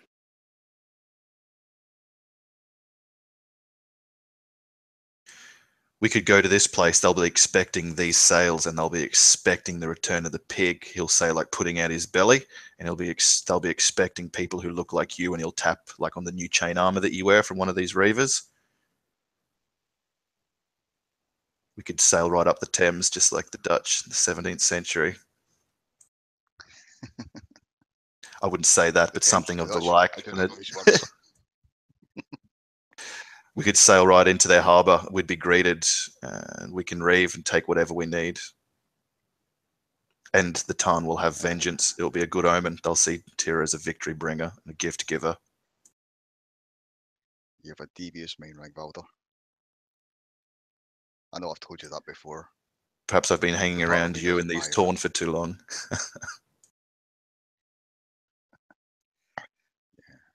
We don't even have a full crew. We won't see this thing through without a little deviousness.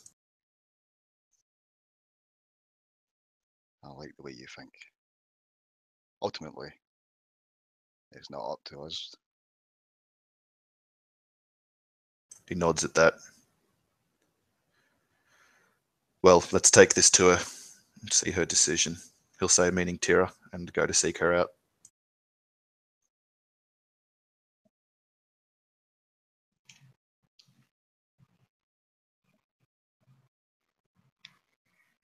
So you wish to return to our lands under subterfuge?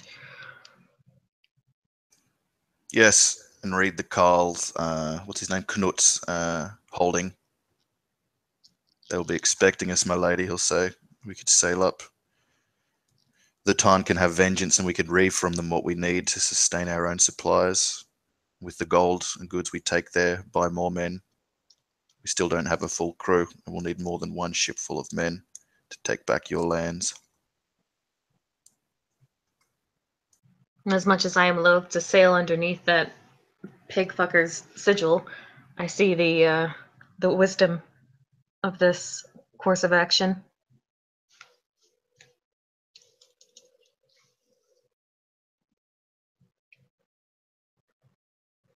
It is your decision, he'll say, though if you were to choose this plan and it fails, the shame will be mine. No, I see the need.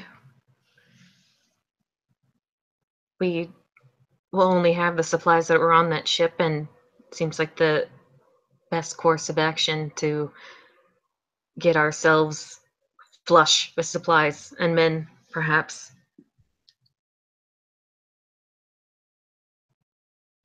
Do wish Balder was awake so that he could share with some of this decision making.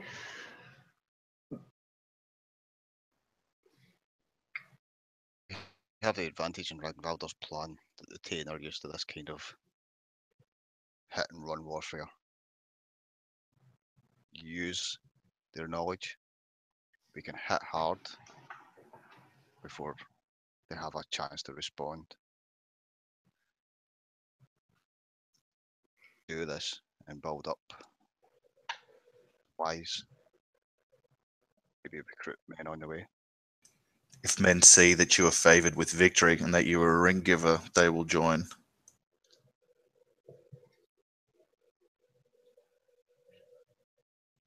So I'm not one for these matters of combat and war, so I will yield to your wisdom in these matters.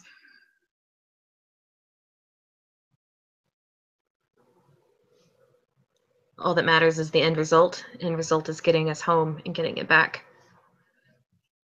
Order of council. And say things like that in front of others. Decisions seem to come from you.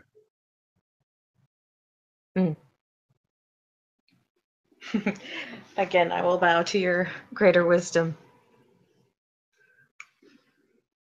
It is a wise person that knows that she does not know everything.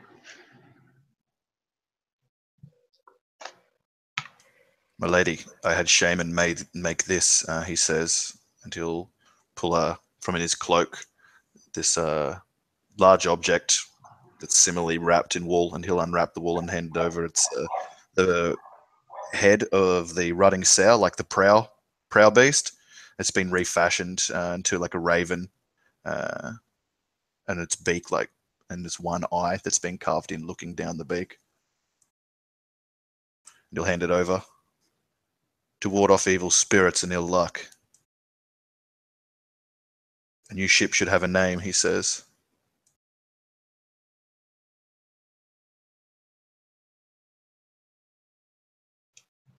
She'll take the carved raven head from him and kind of slowly stroke like the carved feathers thoughtfully.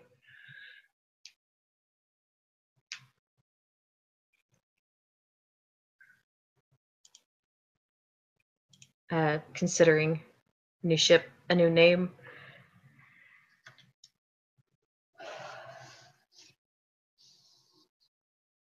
I think perhaps the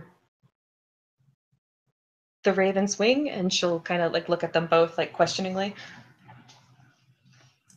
Swift, he says, and dark. Balder would like that. And he'll turn to see what Halgrim thinks. I like it. Takes 2 wings to fly.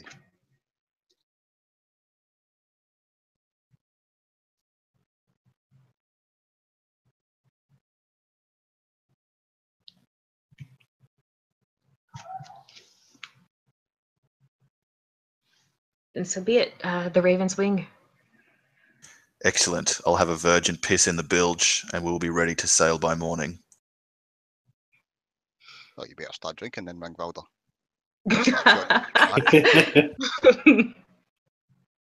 What was that, Chex? I didn't catch that. Says you better start drinking then, Ringwalder, and he slaps you on the back.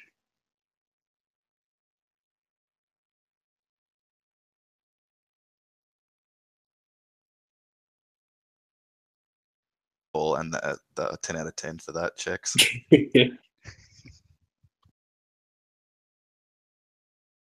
So He'll laugh and give Holgrim's shoulder a friendly punch and go off to find a drink. But yeah, a virgin too to piss in the bilge so Loki doesn't curse us. Very good. Thought of everything. So preparations are kind of made. You begin to check out what's in the ship itself. I've put some loot in the chat there, basically what the guys would have had with them. There's also supplies on there. Not enough for a full return journey for the crew of 60 they brought, but probably enough for a return journey for a crew of 25. You think there's probably 5 days of supplies in there, although you don't remember exactly how long the sail was. It was so long ago.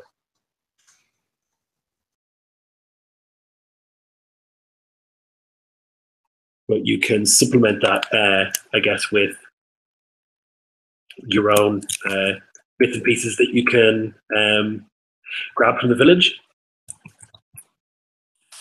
here and there.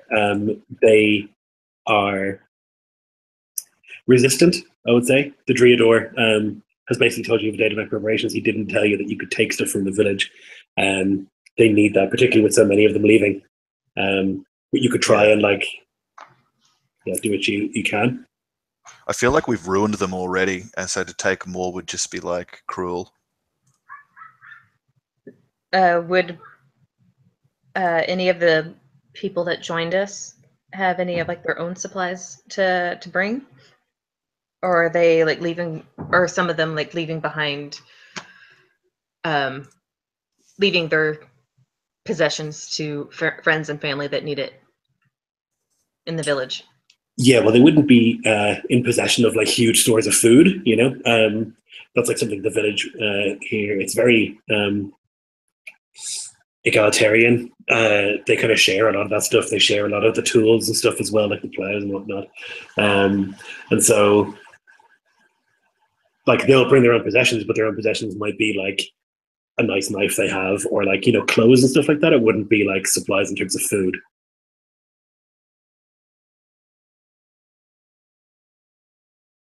Makes sense.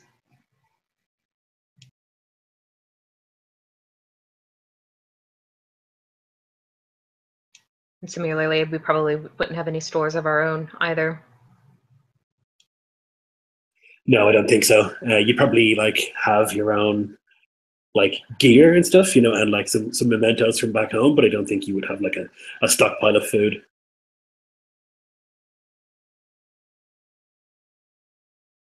There's food enough in Iskloft, my lady. It's the reaving season, or else these men wouldn't have set sail. So it means there's food and stores ripe for the pillage. The hunters can become the hunted. Would there be any wisdom in seeing if Brenna can do any hunting before we leave? What she can make for a day, or would it not be salted and cured in time for the journey? Cure it, I imagine. Mm-hmm. Is there a neighbouring tribe that is particularly hostile to this one? Yeah, there are tribes. Like neighboring would be a couple of miles away. Maybe a couple. I mean, it's a good distance away, but there are other tribes around here, definitely. And would any of this tribe be willing to part with some food or stores for some of like the weapons we've recovered from the Iskloft men? It's possible, yeah. You'd have to go and find out.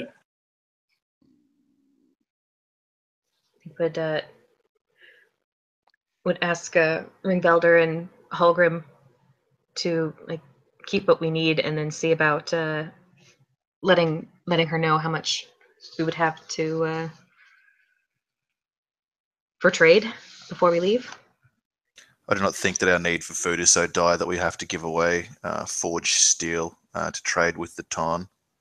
There was 60 men on this ship, so we have more than enough to get to Iskloft, but we can trade steel in a different fashion, Rangvalder would say. These weapons of war are a gift from Thor, and they should not be squandered in trade. But if you command it... Sorry, Nico. Didn't hear what you said, Not put Checks. steel in anyone's hands with this desolate and as is.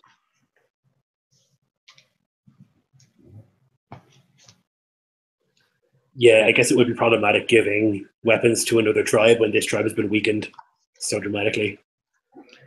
I was suggesting more the people here, since we were taking some of their warriors, leaving behind or trading some weapons to replace the bodies, the able bodies that are coming with us, perhaps. Ah.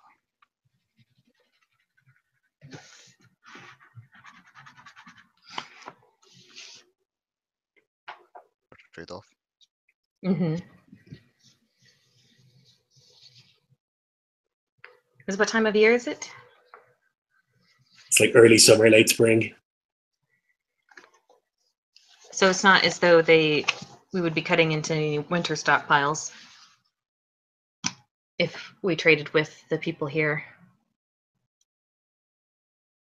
True, Yeah, we could drive a good bargain. They've got less people now. Mm-hmm. I guess less people to bring in the food too, though. But if they decide to go raiding themselves, the armor and steel might make up for what they're lacking in numbers.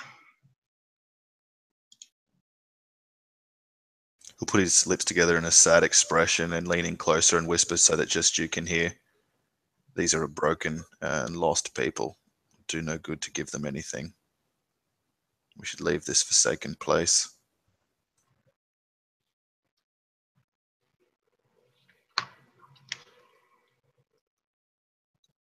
If you say that we have enough to make our journey, then we'll make do.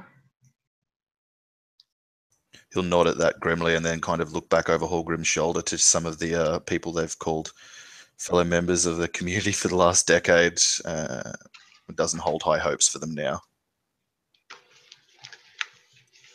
He thinks that the Adria, what's his name? The Andriador was kind enough to let us stay a day and let us to take of his village warriors who would like come to pledge to us. I think so. I was like very, very lucky considering they've kind of broken their legs. Yeah, I think the impression you would get is that the Dreador knows that like this place is finished, and so he didn't make a fuss about anyone leaving because, yeah, he wanted something better for them, you know. And I feel like us giving them weapons for some of their food is just like going to leave those weapons to rust alongside their corpses. Yeah. Whereas we can offer them to people to lure them to our side and to use them against our enemies. Fair point. But yeah, I do feel terrible about the Tarn, but Rangvalder would not.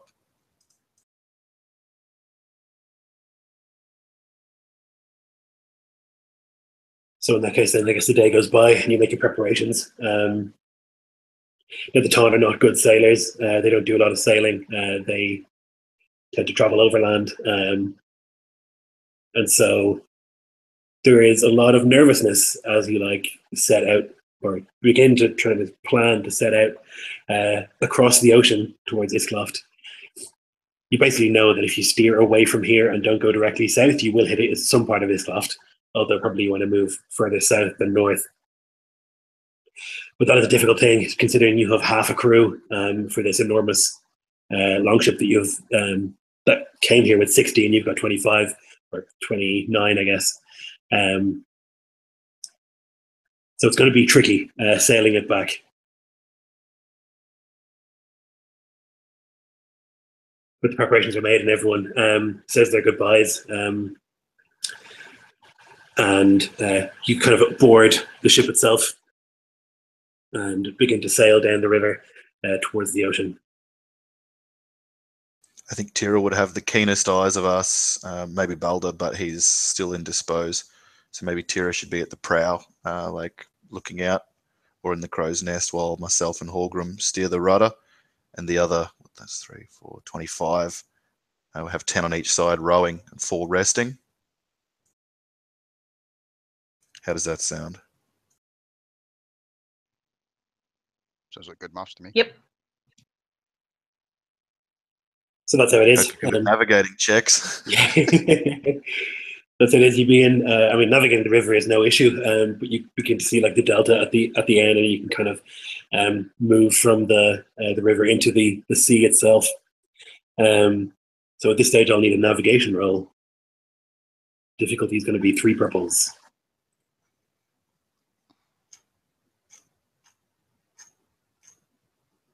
Who's giving you this roll? Whoever wants. But it has to be one of you, not all 3 of you. You feeling lucky, Nico? No, but I know you're not lucky, so. You better do it, Chex.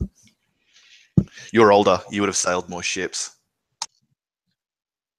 Done more reading. Shit. Let's see. 3 advantages, 2 failures. Okay. So you begin your journey towards Iskloft. And you begin rowing and stuff until you're out at sea. You like unfurl the sail and you're able to follow. It's hard to see. Sort of spring rains are falling pretty continuously. You find it very difficult to like get a bearing on where exactly you are as you kind of float outwards.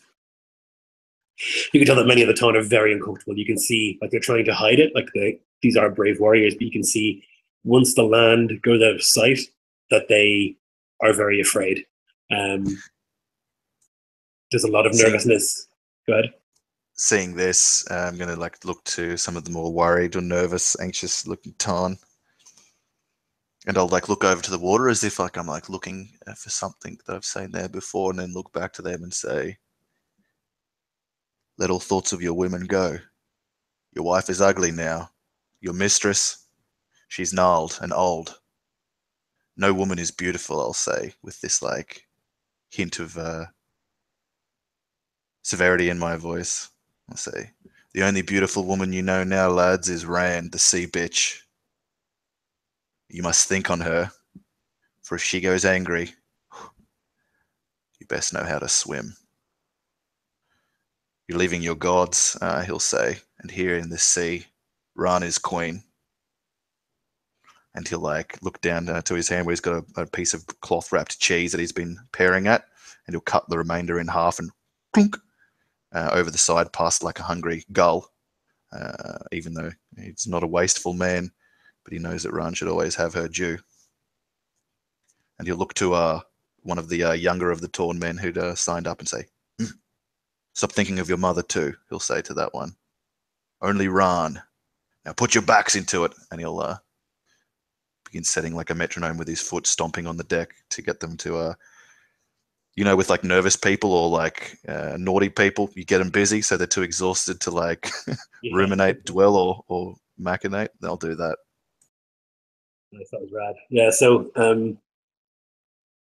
you talk about Ran and how the only thoughts you should have should be of her, and there's like a match cut, and then it's just pissing rain and wind and huge waves as you're like another day into the journey, just and a bunch of these Ton are like throwing up, or like they're falling around the ship.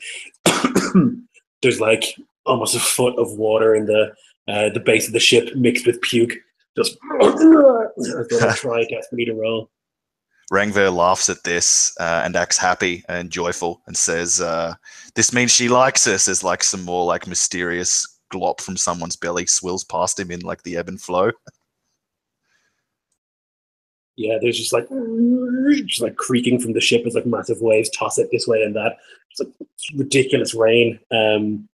The kind of rain you only see in movies, just non-stop, just pelting down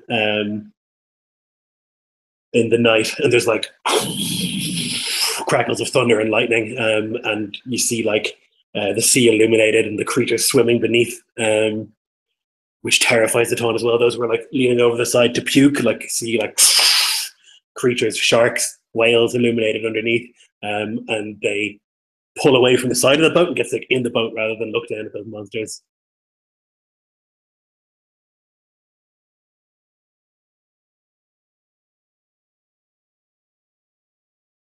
Rand's pretty pets, he'll say to the man who looked over and saw the whale, and then he'll just look back to the sky and a peal of lightning illuminates like a wolf howl as he does, but the sound of it's kind of drowned out by the roar of another wave smashing into the prow of the Raven's wing. Yeah, it's non-stop. Many of the Ton are like, man, we're not meant to travel on the Salt Road. It's just non-stop for hours and hours until eventually it dries into just a drizzle and the waves become less dramatic. You can see now that there's maybe 2.5 feet of this puke water in the bottom of the boat as finally like sunlight appears and the Ton kind of shaking and exhausted, having not slept and have been puking up their food. Kind of like look up to the sun and you just hear a bunch of them begin to laugh.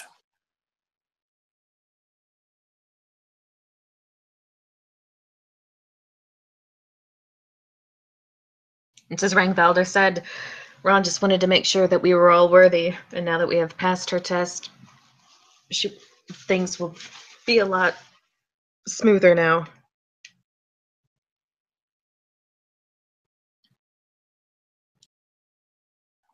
Brandvalder will move up to the youth who he gestured to the night before and sees like split lip or like maybe a bruised eye from being battered around.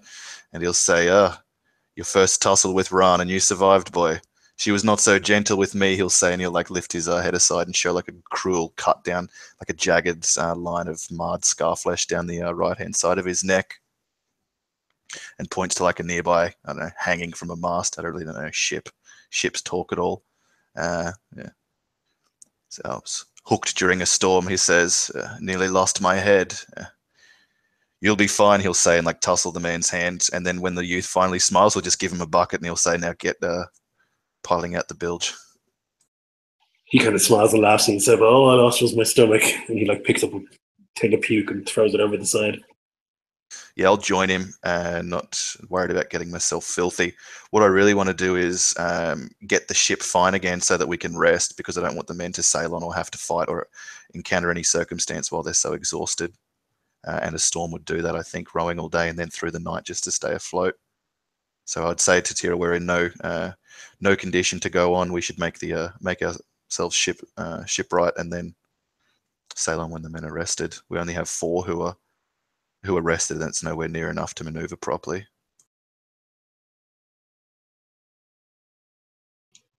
But we lost no one. I'll smile, a toothy grin. That's the important thing. And last night Thor was beating his hammer, getting ready for war, he'll say. Just means the gods are watching. They are heralding our return with storm and thunder. He nods at that, but will keep the thought unspoken to himself, that being like we've announced our plans and the gods are probably just laughing.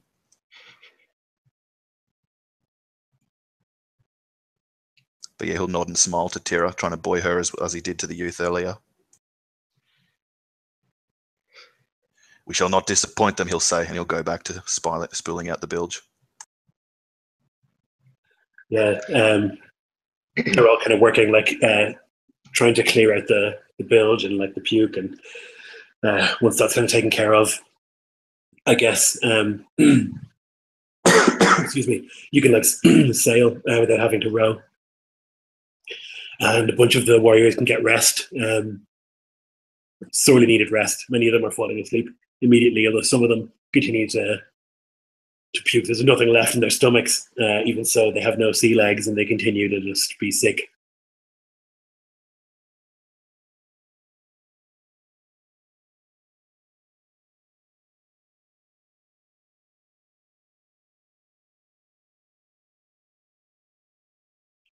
So another day goes by. You can see the sun now, which is a huge boon. So you can make another navigation check, Halgrim, if you like, and you can have 2 boosts to it. Okay. It was free difficulty, wasn't it? Yes, sir. Okay.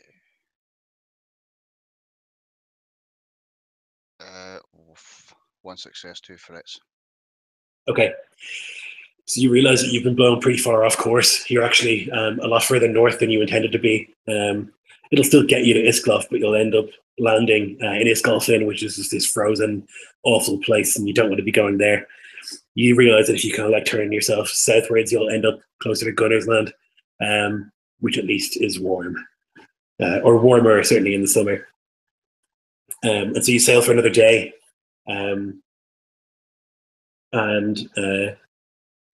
another 2 days. You begin to run low on food. The men had eaten quite a lot of the food on the first day, and then they vomited all up, and so they had to eat a lot more to stay full. And so there is kind of a shortage. It's not too dramatic. You're able to ration it and whatnot, but people are starting to get a rumble in their belly and things like that as you continue sailing. Is your intention to land now in Gunsland, or do you want to continue going south and land in Valleyland, or do you want to go all the way around and get to Altblot? Can we get a map, Lord? Yes. That's a good idea. Let me see.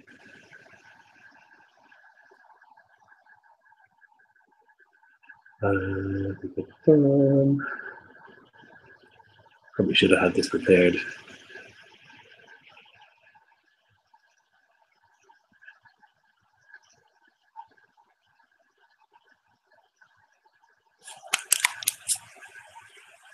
I'm just going to dive away for 2 seconds while you sort that. Yep, no worries. I'm actually dying for a wee as well. You might just take another quick break, Me guys. too. I was about to say the same thing. I'll be back. Yeah. So 2 minutes, I'll be back.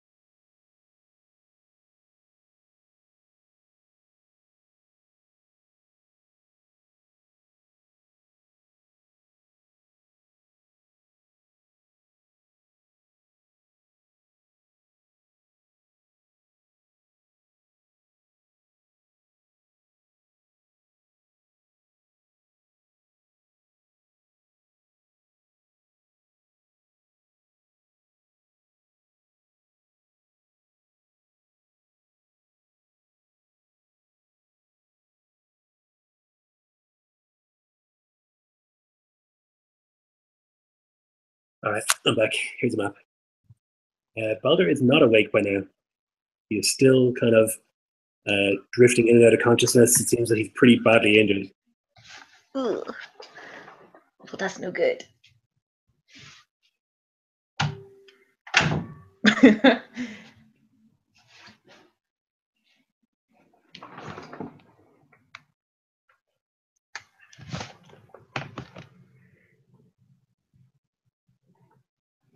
So we've been blown to the south.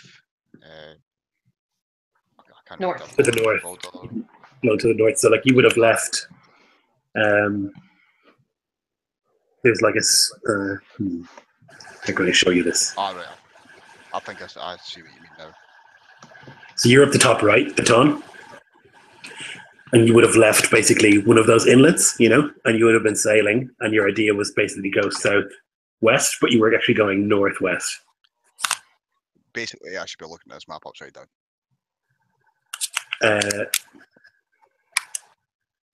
No, so you were at the top right of the map, the ton. Is that showing for you? It's a little blurry on my end, but I'll send it to you guys in Facebook so that you can look at it properly, because I think my overlay is being very blurry for some reason. Yeah, it's a little bit on the pixelated side. so I see that Valley's Land is the one in the middle on the bottom left. Where are we trying to get to again? It's really up to you guys. Mm. Where you want to be landing is up to you. The richest lands are like Sodderford, Valleyland, and Gunland, which are all kind of south. It's pretty grim up north. You guys are from Alplot, which is like the big chunk opposite Gunland. I'm going to find you the map. Sorry, it's like.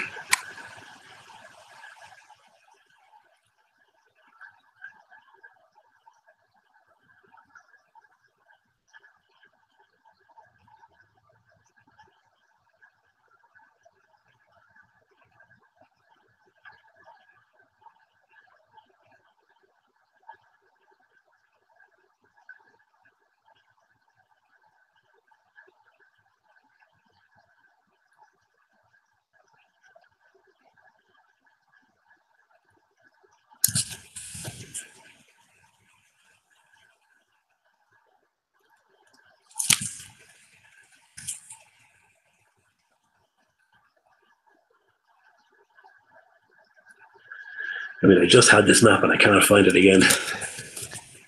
It's always the same, isn't it? Yeah.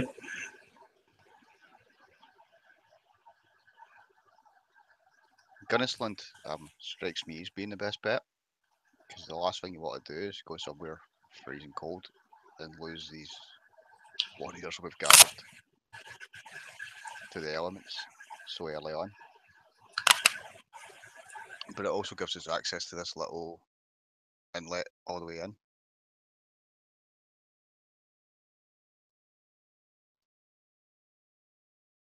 Yeah, so Gunland is actually an island, so you'd be able to like sail around it and get into Alplot without going all the way around Sodderfjord, which would take forever.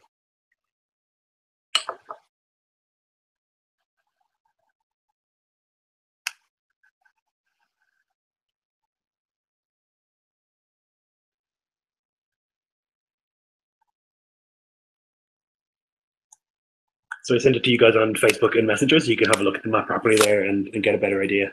So we're from Outblod. The lands of Tira's ancestral lands, are they on the east or west coast of Outblot? They are. Yeah, they're on the east, kind of like if you see where Gunland meets Iskloft at the top, there's like an inlet there. They would be like along that coast leading south to Cunninland. Then we can go straight down there. That's probably the way that this ship sailed out. Yeah. So we should sail in the way that it came out. So south along that coast before we hit Gunsland, then cut inland into that sea they're heading for that river system. From there, we'd probably know the area quite well, me and Halgrim at least, so we could have a better idea from there. But that's where we'd want to get to, I think. There's no point reaving in the north, even though it's the raiding season and they'll be away. It's kind of pretty hard lands anyway. So even if we can raid a town or two, it's probably not worth the men that we'd lose. We're better off trading or something like that until we can get closer to Altblot. And Gunland's probably better for trade. Though we'll earn no favours if we're discovered leading a band of Tarn into Iskloft, which makes trading hard. I presume alliances would have shifted and changed. Absolutely. You would reckon that there's lots of Jarls have changed and alliances have changed and stuff like that. So we want to seek other travellers to learn more, but without giving much away, which makes Gunsland less of a choice. Speaking of learning things about how things are, I don't suppose men of Iskloft are the types to leave like captain's logs or anything when they go a reaving, are there? Is there any? They don't write. Nobody writes except for like Skalv, and even they don't really write. Runes are like mostly for like tombs and like ceremonial things. There's not really a written language as much. Like, dear diary, today we're gonna go to Tane's land and we're gonna kill some bitches. We're gonna go raiding. Viking graffiti. Shut up, get in the ship, we're going shopping. Yeah, so there'd be nothing like that. It would all be like most of the stuff is like orally, it's like oral traditions and songs and stories and stuff. There's not much in the way of writing.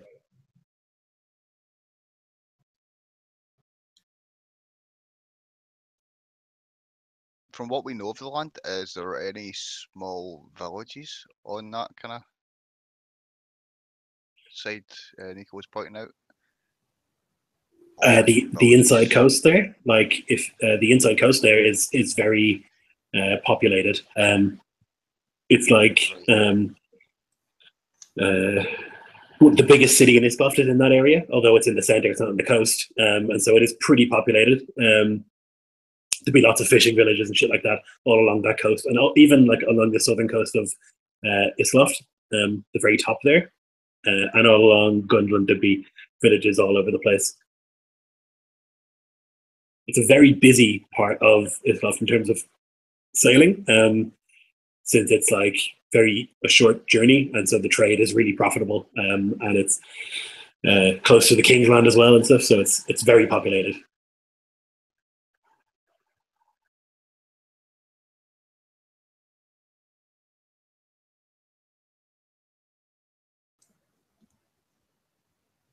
How do you plan on taking back your father's house, Tira? Randvogel would ask her as we sail further west.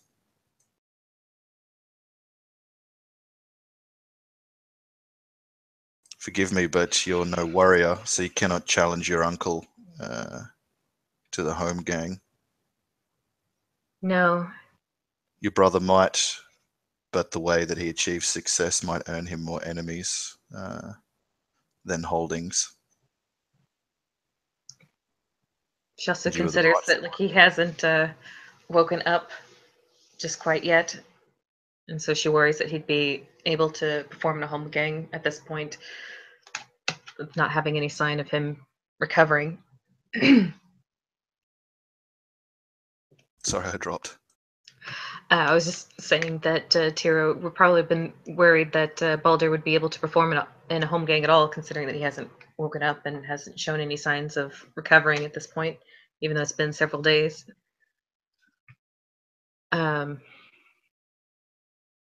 It's like my uncle's men seem to rely on tactics that are of the less than honorable sort, attacking at night with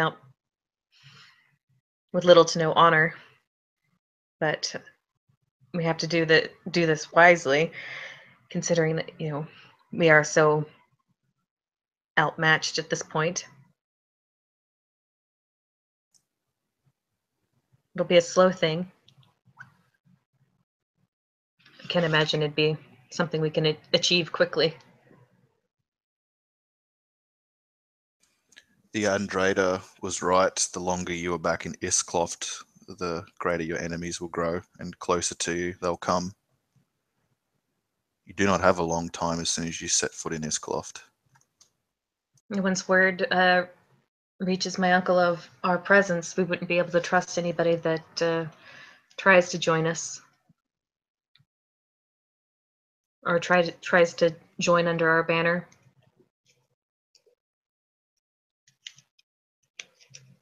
I would not put it past him to send spies or assassins to deal with us rather than meeting us honorably on the field. So subterfuge seems to be like it would be needful. But you want to take your lands back honorably. Well,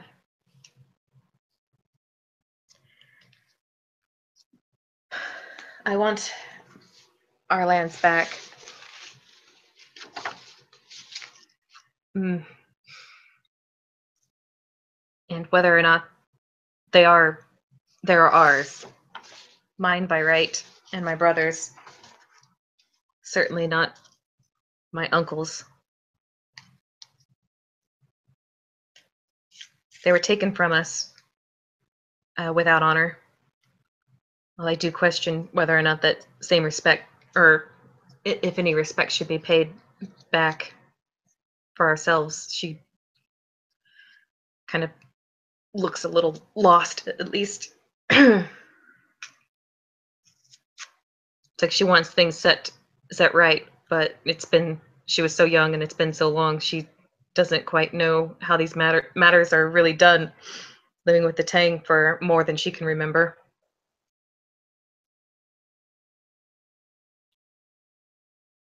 Warrior could challenge him in home gang, could not refuse, lest he lose all honor and face. But I fear that your uncle, although a dog and a worker in the shadows, is a warrior, and he'll look to Halgrim at that. Like, we would have trained alongside him, I assume, or like fought alongside him in battle. So Definitely. he's no pushover, I imagine, by the way the first scene played out. If you do so honorably and go to the king or some other jarl, then he will know straight away that you are here and begin working against you at an advantage. But cannot take him with these Tarn warriors. The other lords of Iskloft will become enemies, all of them. Unless you could offer another jarl or the king something that might sway them to your cause. What do we really have that we could offer? You've lived amongst the tame for more than half your life. You know their ways. You were taught by their leaders. You know their lands and their peoples, their weaknesses, their strengths.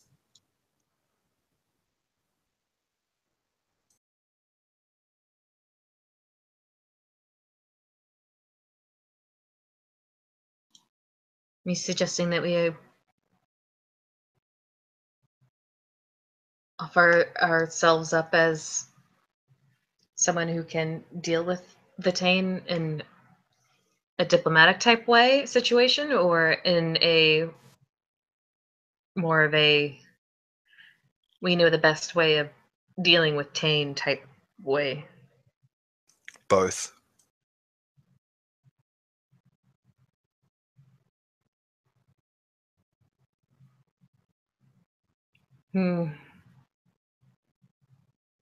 That is my only plan. I confess I do not know how to bring you victory, my jarl, he'll say, as if it's like acidic for him to say and shameful. I know no honourable way to victory in this, he says, and I fear that I'm only taking you closer to your death.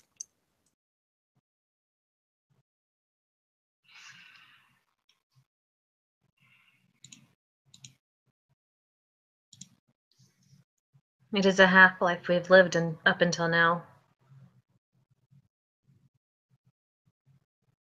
It's like either our lands are restored and things are set to rights, or she kind of shrugs. It's no life living under constant threat of his shadow. And things must be set right. If there's a cost to pay,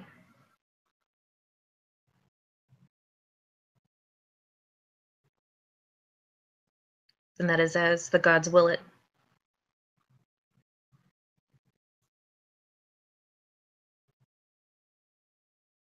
If it is the gods will it, then let us go face him.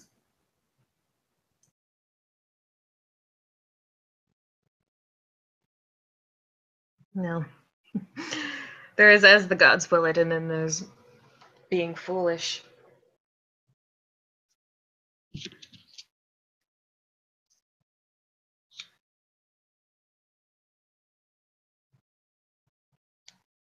Well, where shall we sail?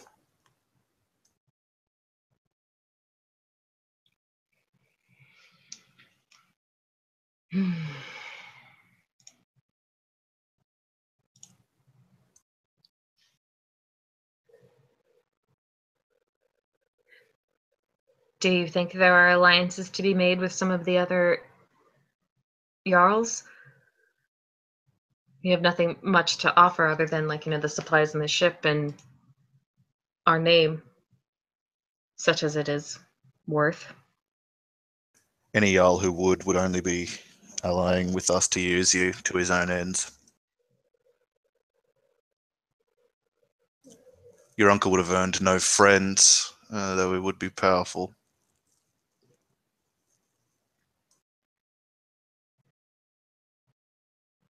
He may have enemies, but they could be enemies to us, just as they would say they would be friends. And we have long been away from Iskloft and do not know the web of politics as it is. It takes some time to gain knowledge of that. And as I said before, the longer we're here, the more he knows about you, the closer he gets to you.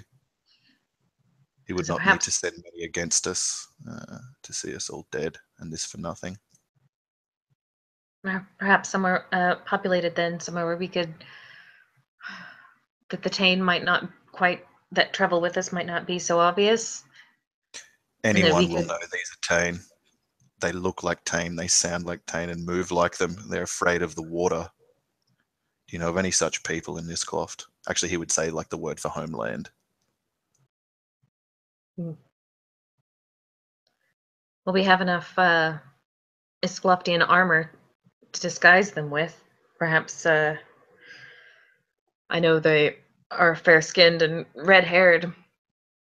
Perhaps if we shave their heads and try to pass them off as something else. I'll work on it.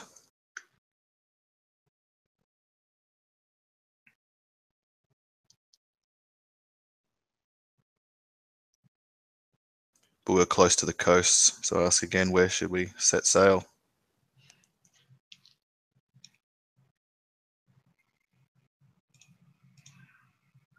I don't know. You have to know.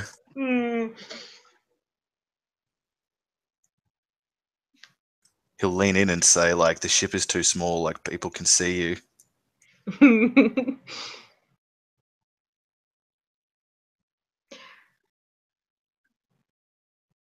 Well, we had originally talked about Gunsland, right? I don't. The Gunsland is like separate to where you are, so it's Mhm. more likely that people won't know who you are, although news will spread. Like if you go around telling people that you're the returned Jarlass, of this place, then there's a very good chance that word will get back to your uncle. But if you just come there and just like start, it's probably less dangerous. It's like it's a whole island away from Alpla. Similarly, the south is quite a distance away, so maybe that's like worth considering. Well, if we go to Gunsland, there's the chance that they won't know us, and perhaps we could get a better lay of the general situation in Altblad. He smiles at that and then, like, turns. Set sail for Gunsland!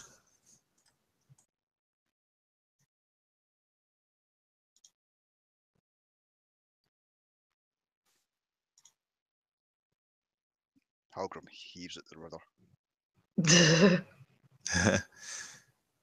Yeah, I guess we're like on rudder duty, the both of us, and the rest are rowing while Tira commands. And poor companion heals below. Actually, I don't know if there is really a below in a 60-man Viking ship. No, there's probably like a sheltered area, like a tent, Like in the basically. middle. Yeah. But there wouldn't be like a deck or anything like that properly. Can you imagine having a concussion and like severe like bruising around your head while going to sea for the first time since you were a little kid? God. No. Through a storm? And all the Yes. sailors are dressed in armor? So I missed you shouted set sail and then I dropped. So where are you going? I just kept saying set sail until you came back. Gunsland. We're going to Gunsland. Tira Gunsland, wants okay. to get a lay of the land, and people won't know us there, which is good. Yeah. Oh, and also we brought the banner. We brought the Raven banner that Tira was draped in when we came to Tane. That's a given. No question. Yeah. That. So That's then you point the runner in the right direction, and it's another half a day until you can see the coast of Gunland up ahead. Rugged sort of island spread out before you, and many of the town just begin like roaring out cheers that they can see land again. Extremely happy to be seeing it. Now, are you trying to get to like a dock, or are you trying to just pull up on a beach somewhere? Because both are options. a dock, unless we begin to be like scarce of food then anyway, so that we can hunt. Okay, so just like whatever is closest, the closest sort of village that has a dock. Mm-hmm. I'd also mentioned trying to disguise some of the Tane in the Iskloftian garb that we had. Armor. Yeah, Yep. the armor and what have you. Any of like are any of them like tattooed, or is it like all like woads and like the blue? What Yeah, have so you? a lot of them are tattooed, but a lot of them, like all of them, are tattooed. But also, all of them would have been wearing woad back in their home, but that would have washed off in the rain and stuff, and they haven't had it applied since. So yeah, they would just be tattooed. And that's fairly obviously Tane, the tattooing. Yeah, so there's a tendency, I guess, in Iskloft that tattoos are angular, things are angular, while the Taun tend to have a lot more spirals and stuff like that. I guess like you could pass it off as like being northern or something to these southerners. Maybe they won't know. But you would imagine when they start talking, it would be clear that they're not from Iskloft. We'll keep them busy and we'll keep them on the ship, and just us four will speak. I'd also suggest that Tira does not out herself in any way. Maybe disguise yourself as Ringvalder's daughter, as dark hair. That's wise.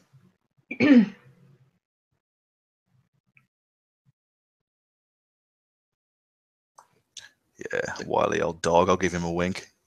She must get the good looks from her mother. So then you sail along the coast, and it's kind of torture, like seeing the dry land there and like the greenery, but not landing yet. But you keep sailing down the coast until eventually you come to a village.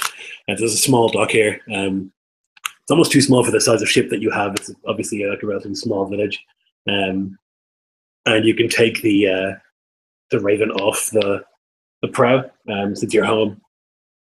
You don't want to be angering these spirits, and so you can take that off as you approach. And since you're not like, well, actually, you are armed and armored, aren't you, all of you? Yup. Right. So then I guess it wouldn't be like a case of them waving you in. It would be a case of like alarm and like bells rung and people like rushing about, and I'll getting. stand on the prow once the beast head is removed.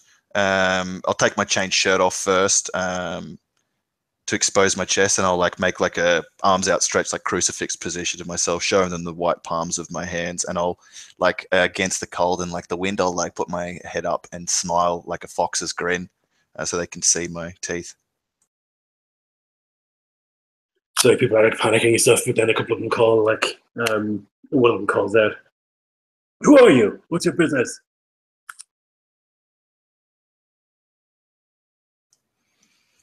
Rangvalder Olegson, from the north, been reaving, need trade. There's like a couple of like exchanges on people on the docks and stuff as you're kind of still pulling in. All right, you can step off, unarmed. Sorry to rattle you, I'll say, jumping onto the dock, but the north is not so kind as you gunlanders, and he'll extend a hand. Yeah, this man will walk forward and he'll grab it and shake it. Olaf. Well met, Olaf. This is my shield man, Halgrim. I'll just call him Hal, actually. Not Halgrim, not his full name. And my daughter, Tira. Actually, I won't say Tira. Thora. Well met and welcome. Come. We'll eat and we'll drink and we can talk about what you have to trade. You arselings keep yourselves on your ships and your blades and your scabbards, or I'll know the reason why. Have her clean and ready, he'll say, and then fall in with his group and follow Olaf. You can see the forlorn looks on the faces of the Taun as they're not let get off the ship after the week-long journey. They just want to kiss the ground, but they're not let get off the ship, and so many of them give you this like scowl. But they comply. And you kind of walk through this village. It's nice to have the ground under your feet again, and particularly nice to have it be Iskloft. Yeah, I imagine he hears like a mother like saying something to its child just in like an alleyway that he passes, and it kind of almost stops him in his tracks. He gets like a little inner vertigo, and then like the smells and the sounds and the way that people conversate or even just carry themselves about, Yeah, slightly flustered a little. I think like the smell of fish is something that you wouldn't be as used to in the town in the 10 years. And so like there's this really strong fish odor and like the salt and stuff like that. Pickled herring never smelled so good. Yeah. So the man leads the three of you onto or through the village or whatever, and there's people kind of talking and stuff, and there's a bit of commotion. People are speaking Sutska, which is like the language they speak here in the south, which you would speak. And yeah, it's really like music to your ears, hearing this your own native language again for the first time in a long time. And he leads you into this wooden longhouse. And there's people drinking, and you can hear like a familiar song playing. One of the minstrels. He leads you to a table, and he sits down, and meat is brought over in horns. All the comforts of home, things you haven't seen in a long time. He sits down, he puts his hands across in front of him, and he says, "So, a drink?" He takes a drink of his horn. He'll do the same, and he'll say, "Honor the man, daughter."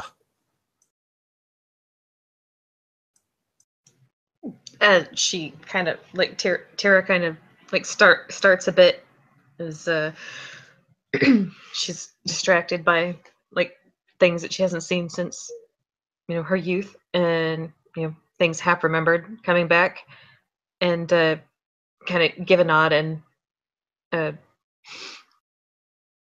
and raise her horn to their host. Good, you are welcome. So it's been a profitable raiding season? Well enough, I'll say, though one of my men is injured. I would trade if you have a healing woman, a healing man or a cunning woman here that could see to him.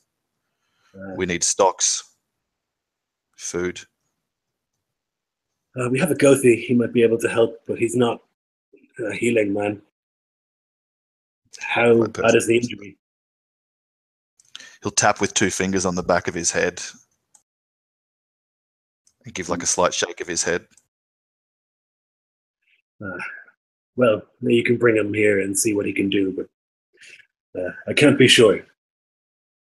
Halgrim, see to it in the men. Hal, I mean.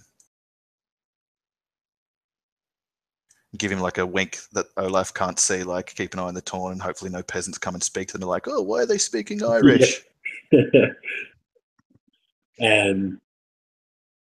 he says, so what do you have to trade?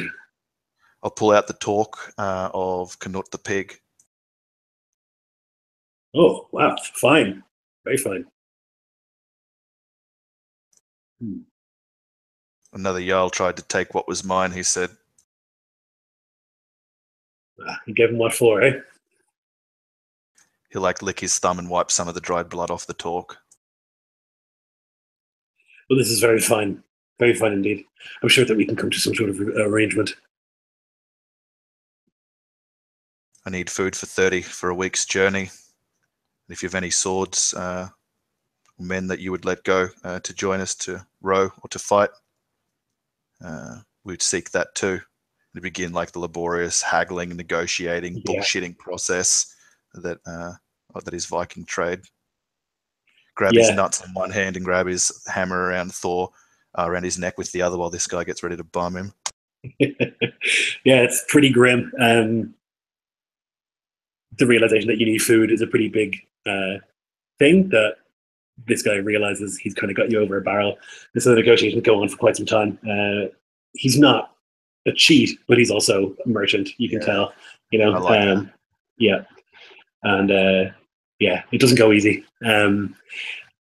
Eventually, he decides that the torque will be enough for 4 days of food, and there will be a thing held tomorrow where you can discuss and put forward your offer of adventure for those in the town. You honor me, Olaf. Thank you. Yeah, you might think it's strange that I have a woman with me aboard my ship. I seek a worthy husband for her. I heard word from a traveller that the men of Altblot are rich. Tell me, what do you know of that land? Well, I know Dratbainham is there, the big city. I know that it's full of Jotnet. I know, I wouldn't call them rich. Here, we're rich. He's got this like wolfish smile. You can see he's got a gold tooth. In the south, Too much a sweet dowry for me. He'll say, giving the man a wry wink back, as if like, "Oh, I wouldn't be able to let my daughter marry one of you fine gunlanders." He says in the south, they're rich. Valleyland, Sotterfield, the Iron Eyes, they're rich. Outblot, it's a hard country. It's cold. But hard men Certainly. that people like myself can respect, he'll say, like as if it's poison in his mouth. Not as hard as those from Iskloft, where you're from, but hard enough. There's a lot of reaving. They like the old ways. Who doesn't, he'll say, with a toothy grin. He like smiles, but kind of like swallows his pride. He's not a warrior, he's a merchant, and he pretends not to feel that. I'd ask who the rulers of each of like the southern domains, including Altblot, are. Obviously not interested in them except for Altblot. Yeah. But I don't want to ask just about the one. Well, the biggest, the lord here is Jarl Gunnar up in Wormhold. It's a big old Jotun castle. You can go and have a look. It's quite a sight.